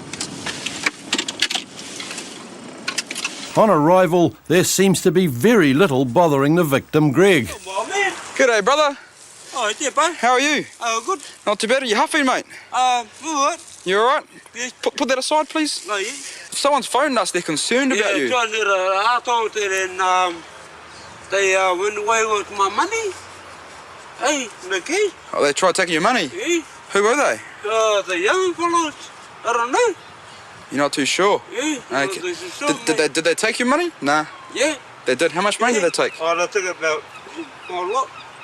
Not a lot. Yeah, Did you give? A lot. Did you give it to them? Oh, they took like they call a $50 note. Okay then. Foggy from the solvent abuse, Greg has trouble giving police any details. But in this state, he was an easy target for the thieves. How long have you been here? Oh, I've only been here for about 2 hours. 2 hours. 2 hours, and you've been huffing the whole time. Huh? And you've been sniffing glue the whole time.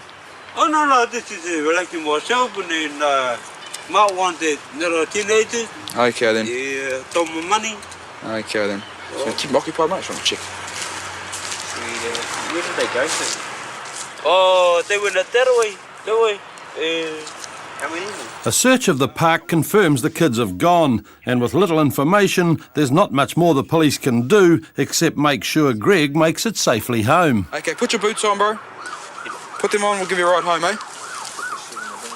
Yeah, just bin that. This stuff's bad for you, mate. There's glue, eh? Oh, no. But the thing is, won't be long. They probably gonna get it. You right? Yep. Go on there, mate. Our car's just over this way. Too dangerous in here, eh? Oh, I know. Do you have anything in your pockets, mate? Knives, guns, bazookas, bombs? No. None of that, mate? Okay, we'll take you home, mate, huh? Later that evening in South Auckland, Sergeant Rupert Friend spots a car speeding and swerving dangerously. Hello. Hello. Stopped you because of your speed. Do you know what speed you were doing down Weymouth Road? Down Weymouth Road, do you know what speed you were doing? No? What's the speed limit down Weymouth Road? 50. Yeah, you were doing 67. Yeah. How much you had to drink tonight? 3 cans. 3 cans. How big were the cans? This big? You were weaving down the road, just about hitting the traffic island, then just about hitting the parked car.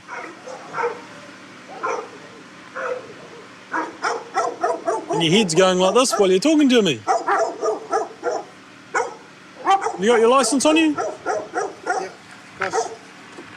It's obvious that Simon's had more than 3 cans, but as Rupert checks his details, the beer becomes the least of Simon's problems. Ministry subject's known. He's on actives with bail conditions. Drivers 1 Romeo and 35 demerits. Flags for users carries a knife or other weapon. Stand by for actives and bail conditions. Roger. With confirmation of a previous history, Rupert digs deeper into Simon's past.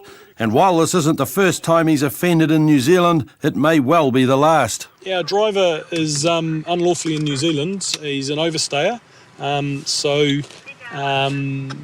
The way the process works is that police can serve a removal order on a person once it's been issued by immigration, but that can only be done at a police station. He's highly intoxicated as a driver, so I'll start the drink driving process, and once we have enough to get him back to the station on that, if the removal order is forthcoming, we'll cease the drink driving process at that point. All right, it says Fail General.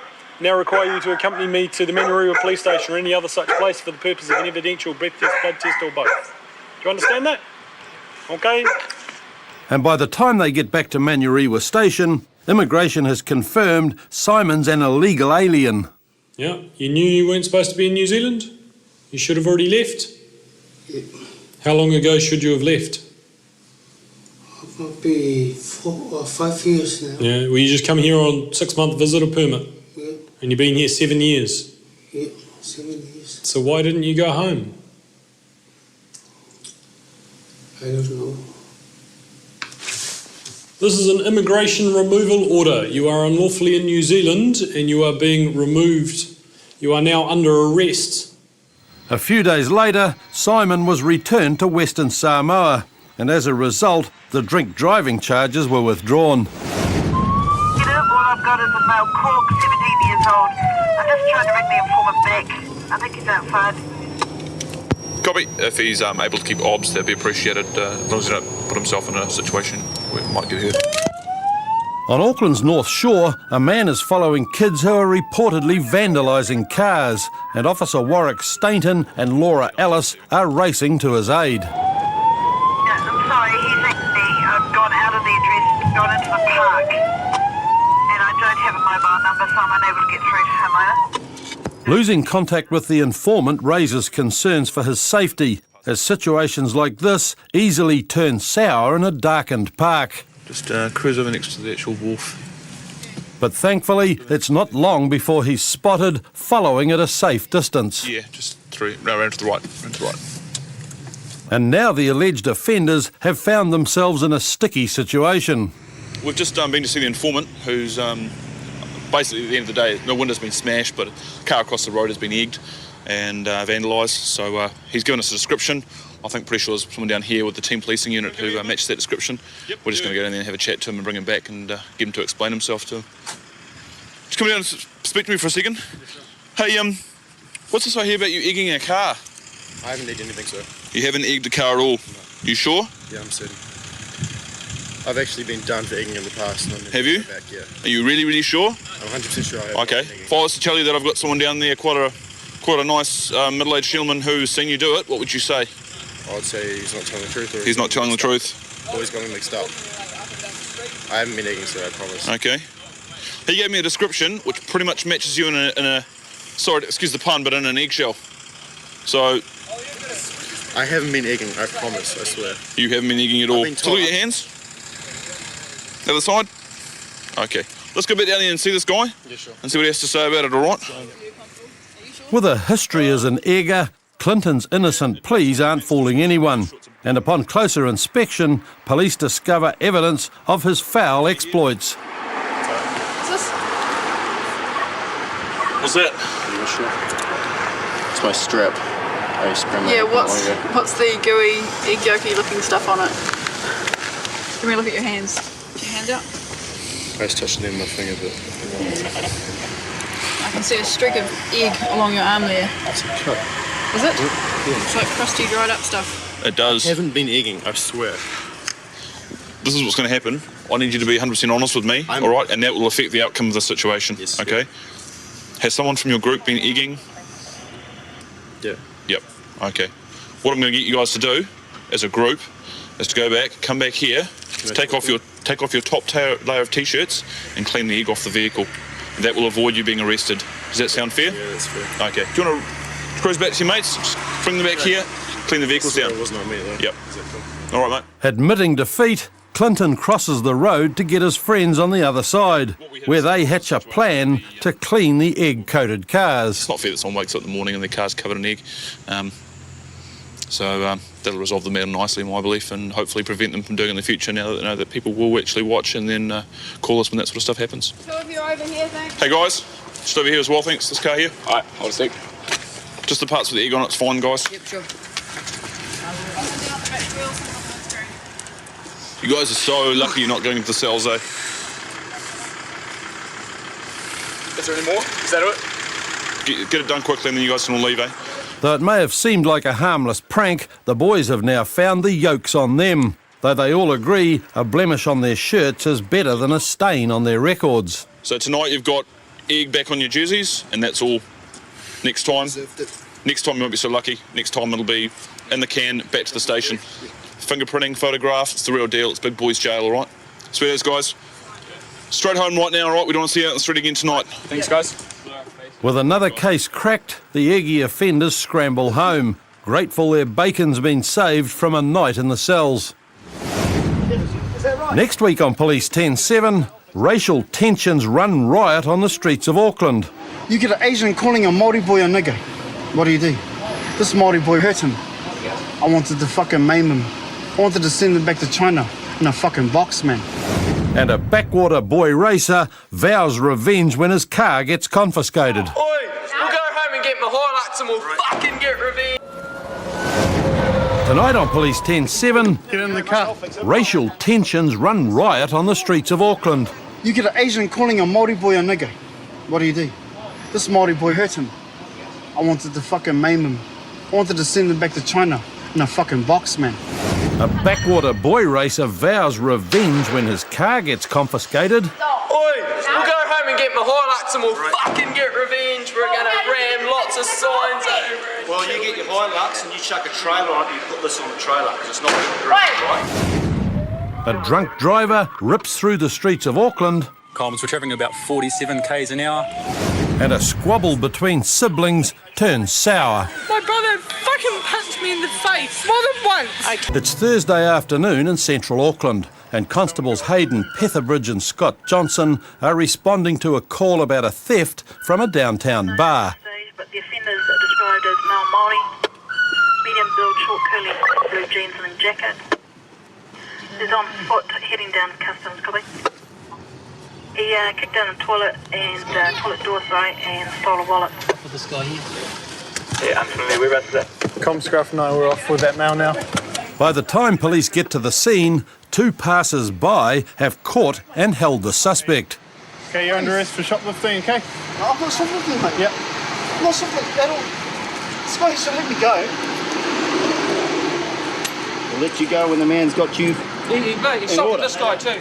They're trying to take his wallet. Oh, for fuck's sakes. No. But this isn't a case of shoplifting. The offender attacked and robbed a young Vietnamese guy before legging it down Queen Street with Victor Brownlee and Eddie Hauraki in hot pursuit. Right. Yeah. Your fault, mate. Hey, better not be a threat. Definitely. Is that right? Get in the car. I'll fix it. Just sit in the car. Your Honour. Get in the car. What? There's a bit of a commotion going on. little Asian fella here saying that another chap had taken off with his wallet. The boys, of course, saying no. The bar staff hold on to this poor fella and let the guy with the wallet do the runner. So I didn't think that was right. So a bit of chase and managed to catch up with him. Yeah, another one of the boys from the public come along. We subdued the guy till the coppers got here, and they've done a good job. When he got here, he actually admitted that he'd taken something off him, but he said he got it back. Yeah. So. All right, well, you've done a good job. That's right. Good deed. No problem. And, if we have any problems, I'll get back to you. Yeah, okay. Well, yeah, mate. Cheers. Thank you, my friend. Thank you very much. Come back and share me a beer, won't you? Thank you very much. That's an excellent effort. Thanks, mate. Yeah, no worries. Hey, you can't let them get away with that. Next thing I'll be taking a dear old lady. With the two local heroes on their way, police can start to get to the bottom of the alleged assault. But victim and offender are telling two very different stories. Coming and bang the door, this guy. Yeah. Bang the door. And so were you sitting down on the toilet? I'm in the toilet, yeah. And he bang the door, he says, stop, don't say anything. I give you it if you don't give me wallet and money and phone. And then I say, okay, wallet here, but I don't have much money. And he take the wallet, and then he want my necklace. But by this time, I give him wallet already. Someone get in the toilet. You know, so I yelling. Somebody else turned the toilet, and I yelling, help, help, and then he's scaling. He get out, and I follow him. Did you try and rob him? Why? Why the fuck would I do that when I've just got paid, mate? I've just got fucking paid. Get a look at my wage slip. So you just punched him, that's all? Oh, he called me a fucking nigger, man. He called me a N-I-G-G-A.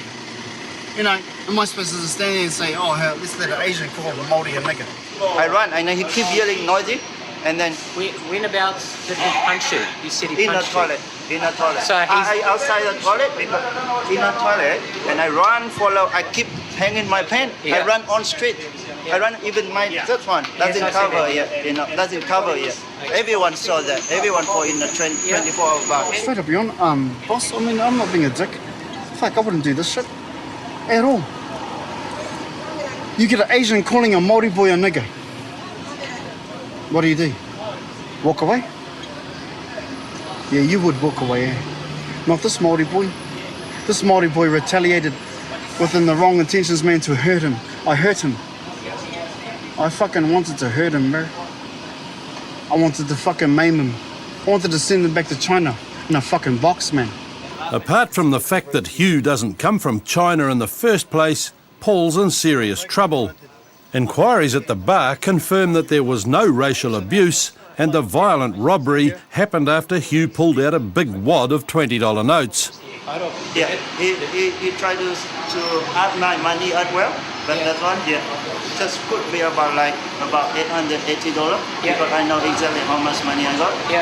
And then he's give me money as well. But lucky me. You didn't have that money in your wallet, did you? Yeah, lucky, not in a wallet. It was in your your pocket. Yeah, okay. He take in a wallet, but. Did you actually see him in the bar at all? Do you know? No, I didn't see him at all. Okay. I didn't because there are too many people, so I didn't see him at all. Yeah. But there's a good chance he may have seen you. Yeah, could be he follow or he already see. That's why he go inside. By this stage, there's little doubt as to whose story is the true one, and even Paul recognises he's in trouble. Now I'm fucked. End of story. Blah, blah, blah. Lucky me today got a couple of public people help. Otherwise, that Maori man double sign me. How come I stop him? You know. The moral of the story is, mate, I fucked up. I had an Asian where I shouldn't have. Could have been worse. I could have killed him. Then we're going up on a murder rap. Would have killed him. Isn't that what you wanted to do? That's what you said to him. Boss, I wanted to fucking rip his head off and shove it up his ass. Take that and rewind it back. Why would you want to do that? I'm a dick, mate. I'm a fucking dickhead. You get those fellas? Mothers have them, mate. I'm one of them. Nobody disagreed with Paul's assessment, and in court he pleaded guilty to all charges and was sentenced to 15 months in prison. In Invercargill, Police and Land Transport New Zealand are in the middle of a vehicle road safety campaign, Operation Stagger, and Constables Regan Price and Todd Utteridge have just found the evening's first customer. It's got a bit of a dodgy car that we're going to take to the vehicle inspectors to have a look. Just from this angle, it looks like the exhaust held on by a piece of string, which is lovely safe. Your exhaust pipe looks like it's held on by a piece of string. No, it's not. It's got a rubber mount. Oh, yeah. Do you want to jump out and show us? It's definitely got a rubber mount. I had got pulled over Thursday night. Oh, yeah. And asked about it. Or they had a look at it. There is a rubber mount there. Just here. Oh, yeah. Hey, we've got some guys that are checking cars tonight to make sure that they're safe. So what we'll do is we're going to follow you down Clyde Street to Ettrick Street, where you'll turn left. I don't know where to go. Oh, you follow us then. Despite his attempts to forego the check, Daniel soon finds himself at the testing site. But as it happens. And though the inconvenience may have darkened his mood, the inspector's verdict is about to make it worse. You won't pass him on the fitness like that, We're going to green sticker the car, which means that the car will be written off the road, but the boys will be able to drive home. And then to get it back on the road, they have to take it to a vehicle testing station to be recertified, and then they can just drive it from there. As vehicles go, Daniel's isn't too bad, and thankfully his cooperative attitude has made Regan's job easier. But not everyone is this civil, as Constable Peter Creppen discovers when a problem's found with the car he's just brought in.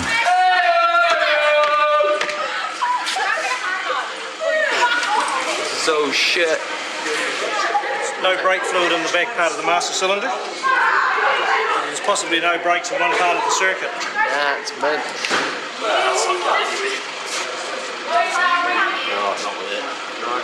It's probably worse than the one last time. At least they had, good brakes on the front. While no brakes is the deadliest of this car's problems, it's not the only one. And after consultation with the LTSA, police decide to remove it from the road.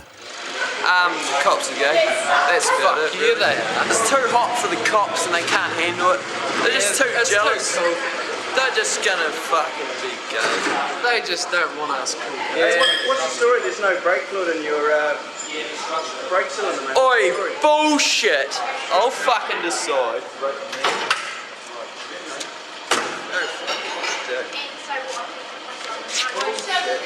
Fucking brake fluid, my fucking. Oh, what the fuck? No brake fluid, is that it?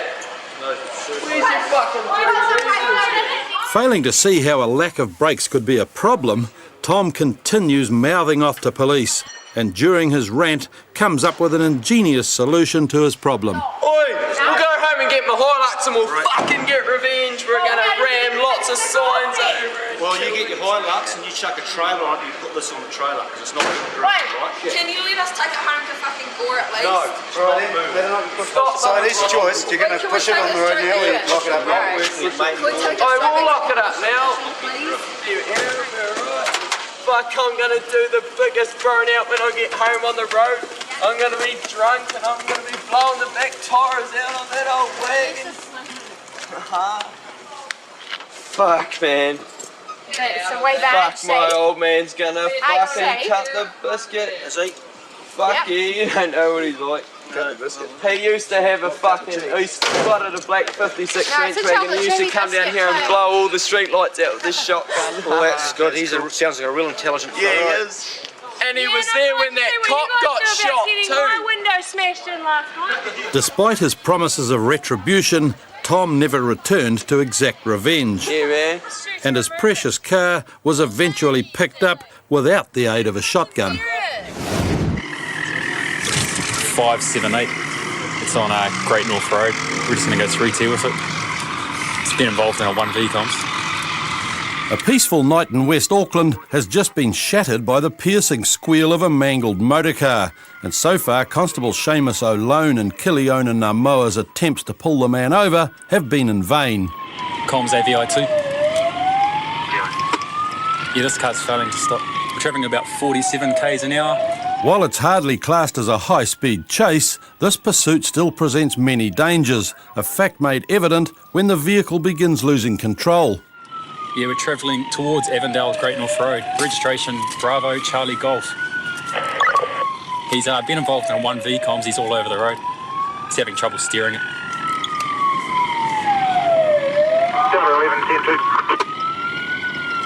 Comms, we're travelling about 47 k's an hour.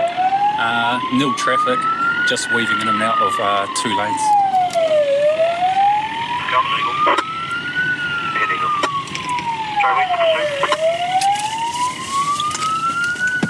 Comms, he's pulled over now at 15. And when the car eventually winds to a halt, police act quickly to secure the occupants. What the hell are you doing? Get out of the car.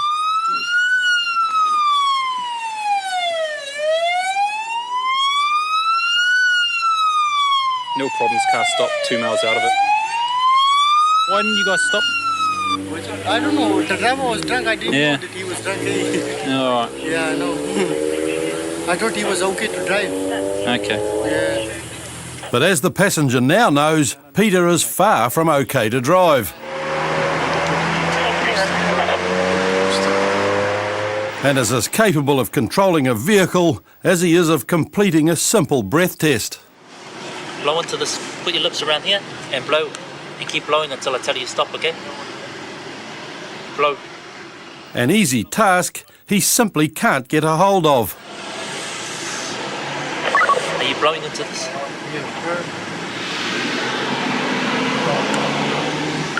Go, keep blow. Keep blowing, keep blowing, keep blowing, keep blowing. Just do it again, bro. Keep going. Wait there. Take a deep breath. When I say blow, blow, okay? Until I tell you to stop, okay?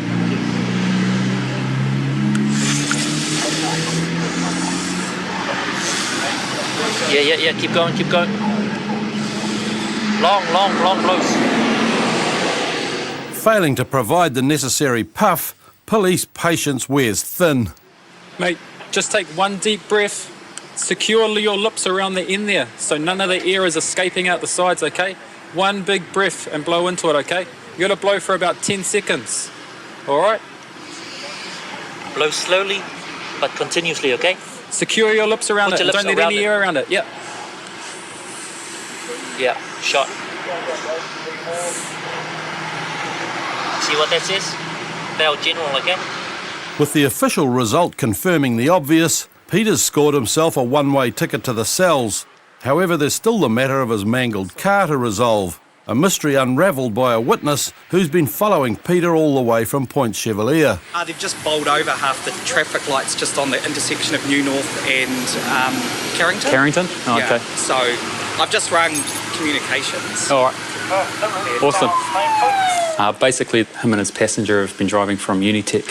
He's left the road up onto the footpath and hit 2 transformers which control the lights and pedestrian crossings at Carrington and Great North Road.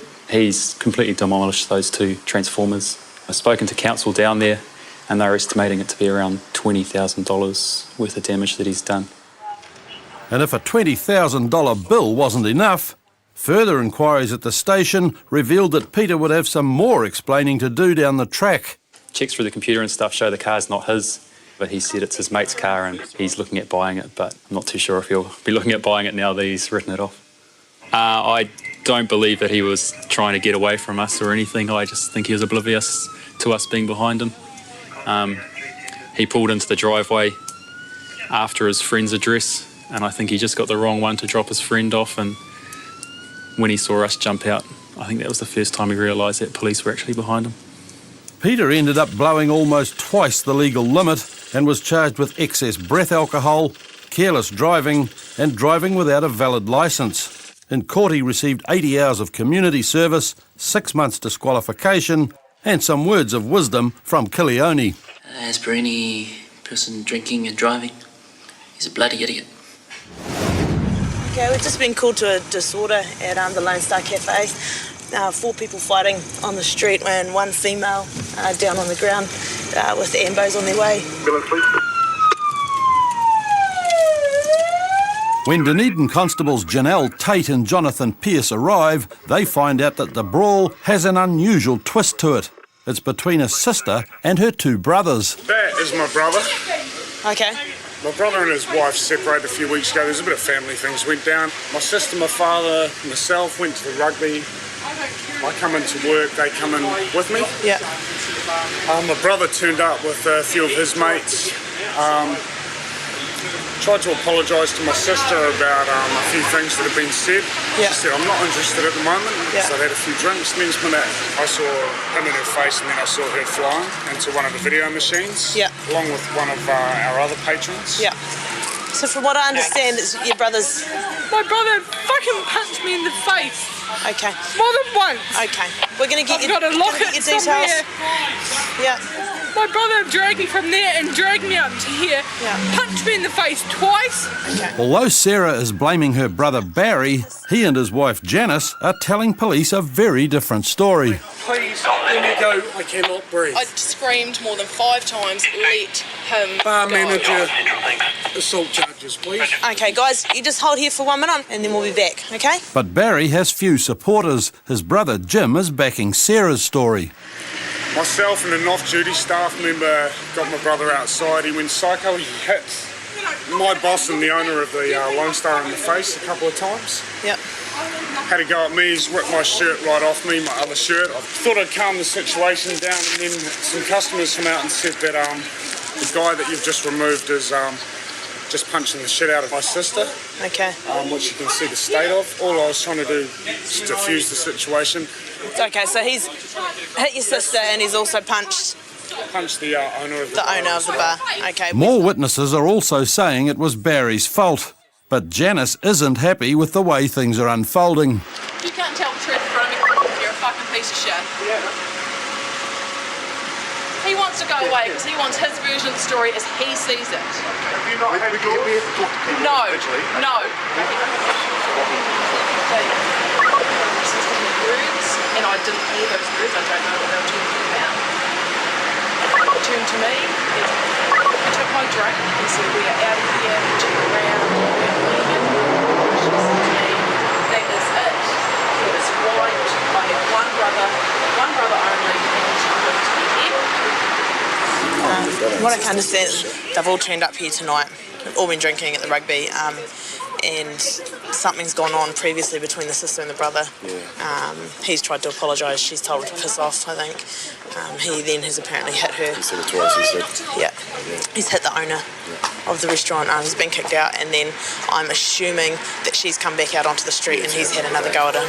She's got blood around the mouth swelling to the face, so she's definitely had a good few punches. With the situation becoming clearer, it's obvious to the police which brother needs to be taken away. Go back to us in session, mate. So, you understand? If they go to. And you're arresting me? If they go to, they must be arrested for what they did. I want to lay charges on the We can't deal with that at the moment, okay? We're dealing with this one first. Okay, and you will arrest them too? No. No, well... At the moment, I'm not going to argue about this with you, okay? I will come with. I'm coming with him. Not in the same car, you won't. You'll have to make your own way to the station, okay? With more to this story than meets the eye, Barry willingly accompanies Constable Pearce, but Janice is still unimpressed at the outcome. Okay, this is going to be the last time that I ask you to be quiet, okay? Or you will be arrested for obstruction, because at the moment, you're hindering me doing my job. So be quiet, and then we'll go from there once I'm done, okay? Roger, but just confirm the warrant's collected and near. When he went to court, Barry received 85 hours of community service for male assaults female. Next week on Police 10-7, police get an unsavoury offer. Can you smell it from me? Yeah, I can smell the alcohol from you. Okay then, can you smell my ass too? And a misinterpreted... Cambridge detectives Pat Burke and Simon Eckersley have come to Auckland to serve a warrant. One of our soccos attended these, the latest Whangamata burglaries, which were Wednesday night. There was 10. With the help of the North Shore Waitakere law enforcement team, they're hoping to catch one of the country's busiest burglars. The house we're going to is a prolific burglar with a lot of histories. He's got over 70 burglary convictions. He breaks into houses and while occupants are home and asleep, will rifle through the house, take cash, credit cards, wallets. Ricardo Jones has just served 3 years of a 6-year sentence. He's currently on parole, having been released on the 17th of April. Suddenly, the burglary started happening again, and just an action replay of 4 years ago. This had to be the same person. It's the female. What's this for? Hi, just from the police. Pat Burke's one, eh? Yeah? Yeah. Oh, we've just got a search warrant here. We'll just come in. Is, here? No, Where is he? I don't know. He's out somewhere. Oh, right. So he's out working again tonight, is he? Well, I don't know, honestly. I know he's just gone for a drive somewhere. He rang before and said he'd be home later. That's all he said. When did he ring you? Pardon? When did he ring you? About 5 o'clock this morning. Where was he then? At the end of the motorway. Heading where? Home. Heading home at 5 o'clock. It doesn't take long before property from the burglaries starts to turn up. Receive anything. One watch with a marlin on. That's exactly what we're looking for from Cambridge. That's he brought it home, and there's also another. That's from a burglary in Cambridge this Monday. So, well, bingo. We just got to find him. Maybe we should move the car at the drop. Honestly, I didn't know about it. I freaked out. You didn't know he'd been released? I knew he'd been released. Yeah. Because I had to go and pick him up, and he was released earlier than what he should have been. But I didn't know he was doing what he's doing. How did you get out so early? Because he's done a straight thinking course. And he proved to everybody he had changed. Man, he had changed. He was his temper's not as bad. He had really, well, we really thought he'd changed. But he hadn't changed, and once again Sally finds herself trying to protect her own stuff. That's fine. I brought that myself, and I have got in the bottom drawer, there's a Michael Hill. Yeah, I do home care, plus I do private jobs. Now, I paid that off yesterday. That's out of my own money. And I had to take it back to get it sized because it wasn't fitting. Another clue police have picked up is an imprint of the burglar's shoe. What sort of shoes is he wearing at the moment? Oh, well, I said that there's shoes everywhere. I agree with it. Constable Clay Polomanu has discovered one with a matching print. I think we like that, don't we? It's the same old story. I can't see how he can still do it at his age. He's, what, 33? I don't even know if he could run as fast. What I'm feeling guilty for, too, is because when I went to the parole board, I told them then if he did anything wrong, that I would tell them. And I even threatened him because we were going to break up at the end of the month if he hadn't pulled his weight. The searchers turned up a real estate guide for properties in Whangamata. It appears that our man, while he's still in prison, makes inquiries with a real estate agent at Whangamata, obviously about houses on the market. The booklet had been sent to Jones through a PO box number. Oh, here we go. Addresses of the properties in this booklet. And a number of burglaries have been committed in the same streets as the houses for sale. Campbell Close, Campbell Close. She's got a list there. Well, that's the list that accompanied the booklet. I don't think there's one there, but it's quite handy, isn't it? Real estate helping out burglars. Campbell Close. Chartwell Ave again. Aberdeen Place. Oh, Aberdeen Place. As Pat Burke checks the addresses, a car pulls up outside. Is he here? Yep. It's Ricardo Jones. Here you go. Pat Burke's one, eh? Yep. Come on. Yep. Sam Hexley, Cambridge. Yep. How's it going? Good. You know, 4 years ago I did all those burglaries in Cambridge. Yep. And last Monday night, I'm back working in Cambridge, and what happened? The same thing again. Action replay of 4 years ago. Got 5 burglaries the same night.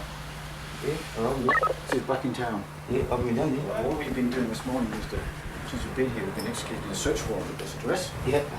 In relation to those burglaries, and on the burglaries in Whangamata, and this watch here was taken in the burglary in Cambridge Monday morning. Yep. So we go from here? Well, we need to talk to you. Not before. Yep. You say anything, you've got to advise you. You're not obliged to say anything. Okay. Anything you do say is going to give it evidence. Jones's wallet contains foreign currency and gift vouchers. 150 Rand plus Rebel Sport Woodcourse vouchers. That's stolen from a car at Cambridge. Yeah, I haven't been down to Cambridge. Where have you been last night? Well, all over the show. Friends' houses. Yeah, what have you been doing? Doing burglars last night? No. Even his reasons for having money point in the direction of another crime. Well, you don't normally take. I've got some money in my now, but That's from Motu. So we've got the receipt for that somewhere? Yeah, we've seen that receipt. We know where that lotto tickets come from too. From a burger at Whangamata. Yeah, it's $410. All we want you to do is sort things out. You know what's going to happen to you, don't you? Because you're still on parole. Let's just get these matters cleaned up. It's Whangamata. Not yours? Yeah. That's because it's someone's from Whangamata. I mean, we're getting a lot of complaints because they're all coming to us of how you act at burglaries and how you get in and people are asleep and you're taking their stuff. So they're all coming to us. So we're better to get everything squared up now than have to come back and see you again and again and again. Yeah, I know. And it, you know, get it dealt with one bang, you know. I know, I need some help though, Yeah, well that's... Finally, Jones begins to crack. I just find it too hard for myself out here. On the outside? Well... Do you mean? I don't have any support from anybody, you know what I mean? What about... I really tried when I got out, really did, but... What about prisoners' aid? I don't do anything. About probation, you know? The admission that he needs help is the first time Jones has acknowledged he's been thieving. And a search of his car reveals some very wet clothes and all the tools a burglar would need. Fucking saturated, eh? The whole lot, eh? Stupid night to be at burglary. Gloves. Tools of the trade. A search of the garage reveals a fine collection of fishing rods, and only some of them belong to Jones. Plus the green fishing box are his, and the rest isn't. Oh. So that's quite helpful. Eventually it's time to take Jones back to Henderson Station for an interview that would decide his future for some time to come. From here, we'll obviously interview him. He's got a fair bit that he needs to talk about and clear up. There's probably a fan there that connects him to at least a dozen of the burglaries. As I say, we'll interview him and be put before the court and duly dealt with. Jones pleaded guilty to 20 burglaries and 5 thefts and was recalled to serve the remaining 2 years of his original sentence and given another 5 years on top of that. Got a little bit stuck, bro. Doesn't look like the car should be anywhere near a road, but... Constable Glenn Wilson's just arrived at an accident scene 10 minutes drive from Tauranga. Jump in the front, man. 3 young guys have buried their wreck of a car into a bank and they can't get it out. What happened, fellas? Crash. You guys coming this way, were you? From Rotorua? Yeah. Come around the corner and lose it backwards. Who was driving? Carlos. Where's he? I don't know his last name. He's Islander. Where did he go? He went to go get some help. He got picked up just over here. Who? Got picked up just over here. Which way did he go? That way. Back to Vegas? Yeah. Everybody has the same story. Some guy called Carlos that none of them really know was driving the car and he's walked all the way back to Rotorua. Oh, and you don't know Carlos's name though, eh? Just his front name. You know his surname? Don't know where he lives? A few minutes later, Jason decides he's not going to get away with this and he admits to Constable Nicky Schraft that he was driving. Can he? I think that fella, they've said he was driving. The yellow fella's forbidden to drive, so he needs to check. Sure it is. And to make matters worse, he hasn't got a driver's licence and he's already been forbidden to drive. Never had a licence, eh? Never had a licence and you got stopped by a cop and they forbid you to drive. Oh, well, they just gave me a fine. Yeah, well, they forbid you to drive as well. And that means you can't drive a car, and if you drive a car, you A, go to court, and B, we take your car off you. Not that we really want this car, but it's just really an The car is in such bad condition that Glenn can't understand how it's still on the road. You got no rubber on the back tyres, and look at this thing here. See there, all the rubber's come away from the canvas. You know what happened if you crashed into somebody and they end up dying? You would probably get in for manslaughter, yeah, exactly. Driving a car like this is so dangerous to be on the road, you'd end up copping some serious heat for that, eh? Even more surprising is the fact that Jason paid someone for the car. Where did it come from? It's obviously not no one's pride and joy. It's obviously a wreck from somewhere, but where did it come from? Well, Did he just give it to you? No, bought it off him. How much did you pay for it? 100. Geez, he stung you, mate. You haven't got the handbrake on, have you?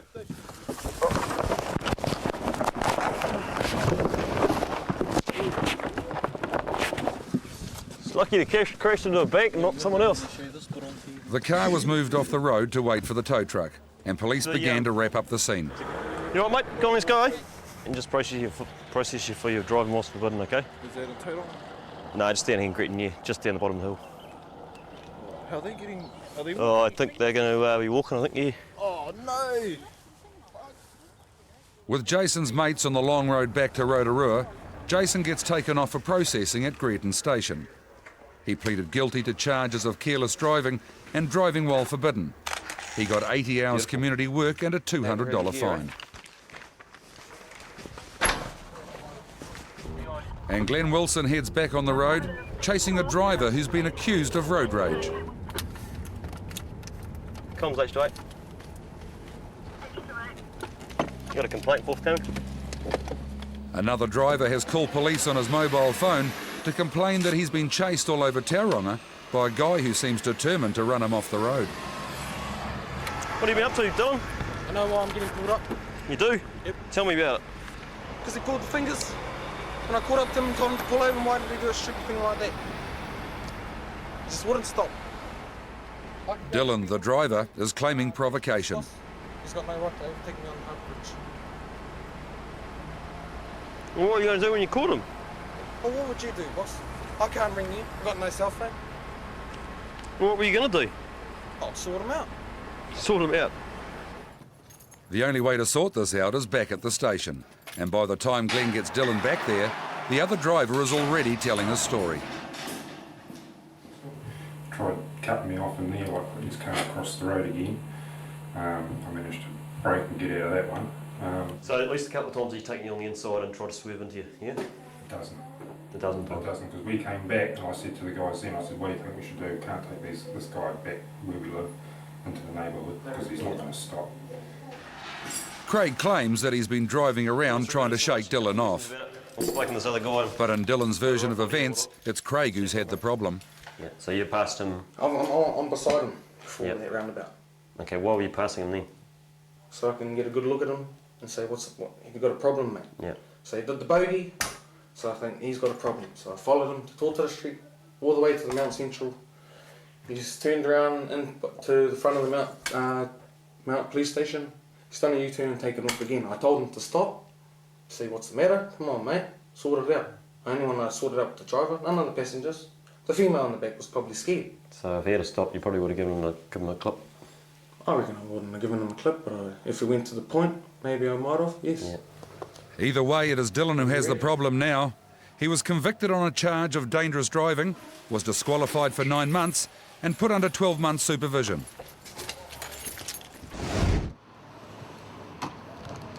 It's late on Friday night, and Hamilton police have been called in to talk to a group of drunks in the middle of town. Hey man, good night. Just having a check uptown, was walking up and downtown. Oh yeah? Busy up there? Oh no, I thought it was being right up. I'm just started from down Peace Haven there, just making my way up there. Do you know this guy? No, just met up because he's got... Well, Constable Paul Vanderzee's talking to one of the group. A few metres away, another young guy suddenly pulls a broken bottle out of his pocket.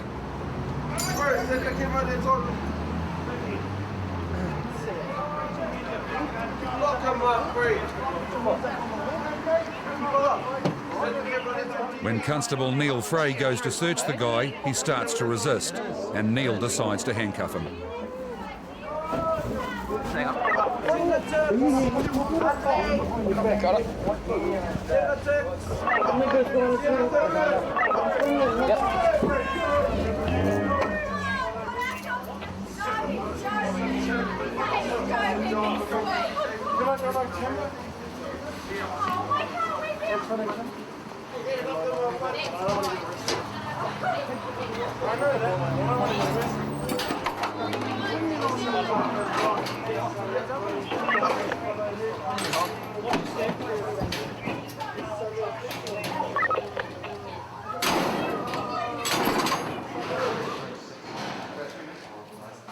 This was the second time that 16-year-old Jack had been stopped in the space of a few hours, and this time, it seems, he'd been looking for a fight. Sooner or later, I'll get those followers, bro. Doesn't matter if you arrest me for tonight or next night or next week. I'll keep those niggas. I'll stab them in the face. Make sure that. What's Mum's name? That sort of attitude as to why you're here, buddy. With Jack about to be treated to a few hours sobering up in the cells, a call comes through about an assault at a nearby Burger King. Currently, a Waikato security has been assaulted by somebody. So they're trying to restrain him at the moment. Yeah, just got a Ford Laser leaving Burger King quite quickly now, heading down towards Tristram. As the van approaches the scene, they see the suspect vehicle speeding away. Currently, the offender has arrived in this vehicle. Looks like his mates have done a runner. And Constable Mark Bartram goes to check out why they're in such a hurry. Hey mate, how are you? You'll turn the car off for me for a sec? What are you taking off away from Burger King so quickly for? Oh, these guys are wasting my mate. The security guard's there. There was this guy, we went into Burger King, and the security guy came up to our friend. We went in there and he said, leave or something. What did he say? Oh no, then He just came up and Chris went to go walk like that, and the security guy grabbed him, pinned him down, like slammed him on the ground, and started being very aggressive. And Chris was like, what are you doing? What are you doing? And he said, I don't know what happened, but then he started going really aggressive and throwing him around and stuff. He said, I've got you under arrest, I've got you under arrest. What did, is it Chris, is it? Yeah. What did Chris do to the security guard first? He went up to get a burger, he goes, I'm going to get a burger, and he goes, no you're not getting a burger. Okay, just wait there, eh? It's just up there. Is Chris up there, is he? Yeah, Chris up there. The security guard's giving him a whole time. Back at the burger bar, Chris tells Sergeant Morgan Cootier a similar story. He's the one who's been assaulted by the security guard. Yeah. And he wouldn't let you in? He said, you're not allowed in here, and all I said was, what? And I took one step forward and he slammed me into the ground. Or tried to. I can confirm that. I don't even know who he is, but I saw it. I'm sorry. No. Go away. Okay. Go away. Okay, as I said, he works here. He honestly, got a job to do. He honestly didn't give me a chance, man. All right, then we'll get his side of the story, and then we'll weigh things up. Once we've heard his, I've got yours now. Yep. The security guard's story is that Chris and his friends had hooned into the car park, and he told Chris he wasn't welcome. Yeah, okay. Well, he was given a warning, and if the guy's going to say you're not allowed in here, then he shouldn't try to push past. So we'll just wait for all that. Chris, okay, this is the story. We've had a talk with both of you, and what's happened is you've tried to get in there, and the man who's in charge of the security here has blocked your path, and you've tried to go through, and there's been a struggle. Okay, so what we're looking at is a couple of things. We're looking at you being arrested for disorderly behaviour, or even assault because you pushed past him. I did not push past him. He grabbed me. Okay, there's a grey area here, and we'll give you the benefit of the doubt. So what we're going to do is send you on your way. But what I want you to do, Chris, is apologise to that guy for whatever struggle happened, because there was some kind of violence here, and then you need to go away and not come back here. I appreciate it. All right?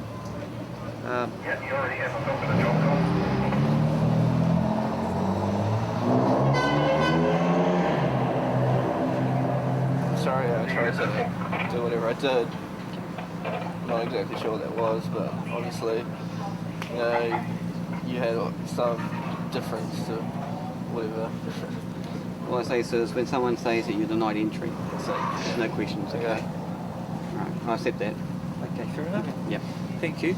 Chris, you're not to come back here, all right? Because obviously these guys are going to be here, and you don't want this to happen again. After stumbling through his apology to Craig, Chris disappears into the night. Next week on Police 10-7, a guy who's pulled up for breaking into cars is adamant it wasn't him. It's up to you. It's either easy way or hard way, Francis. Officers in South Auckland track down a thief. Double lock D so they don't. How am I going to get home anyway, man? Well, Mum's will have to come pick you up. Jump in. South Auckland officers launch a blitz against boy racers. And a guy with an unusual shopping list checks into a number of Hamilton motels. You've been shopping to order, haven't you?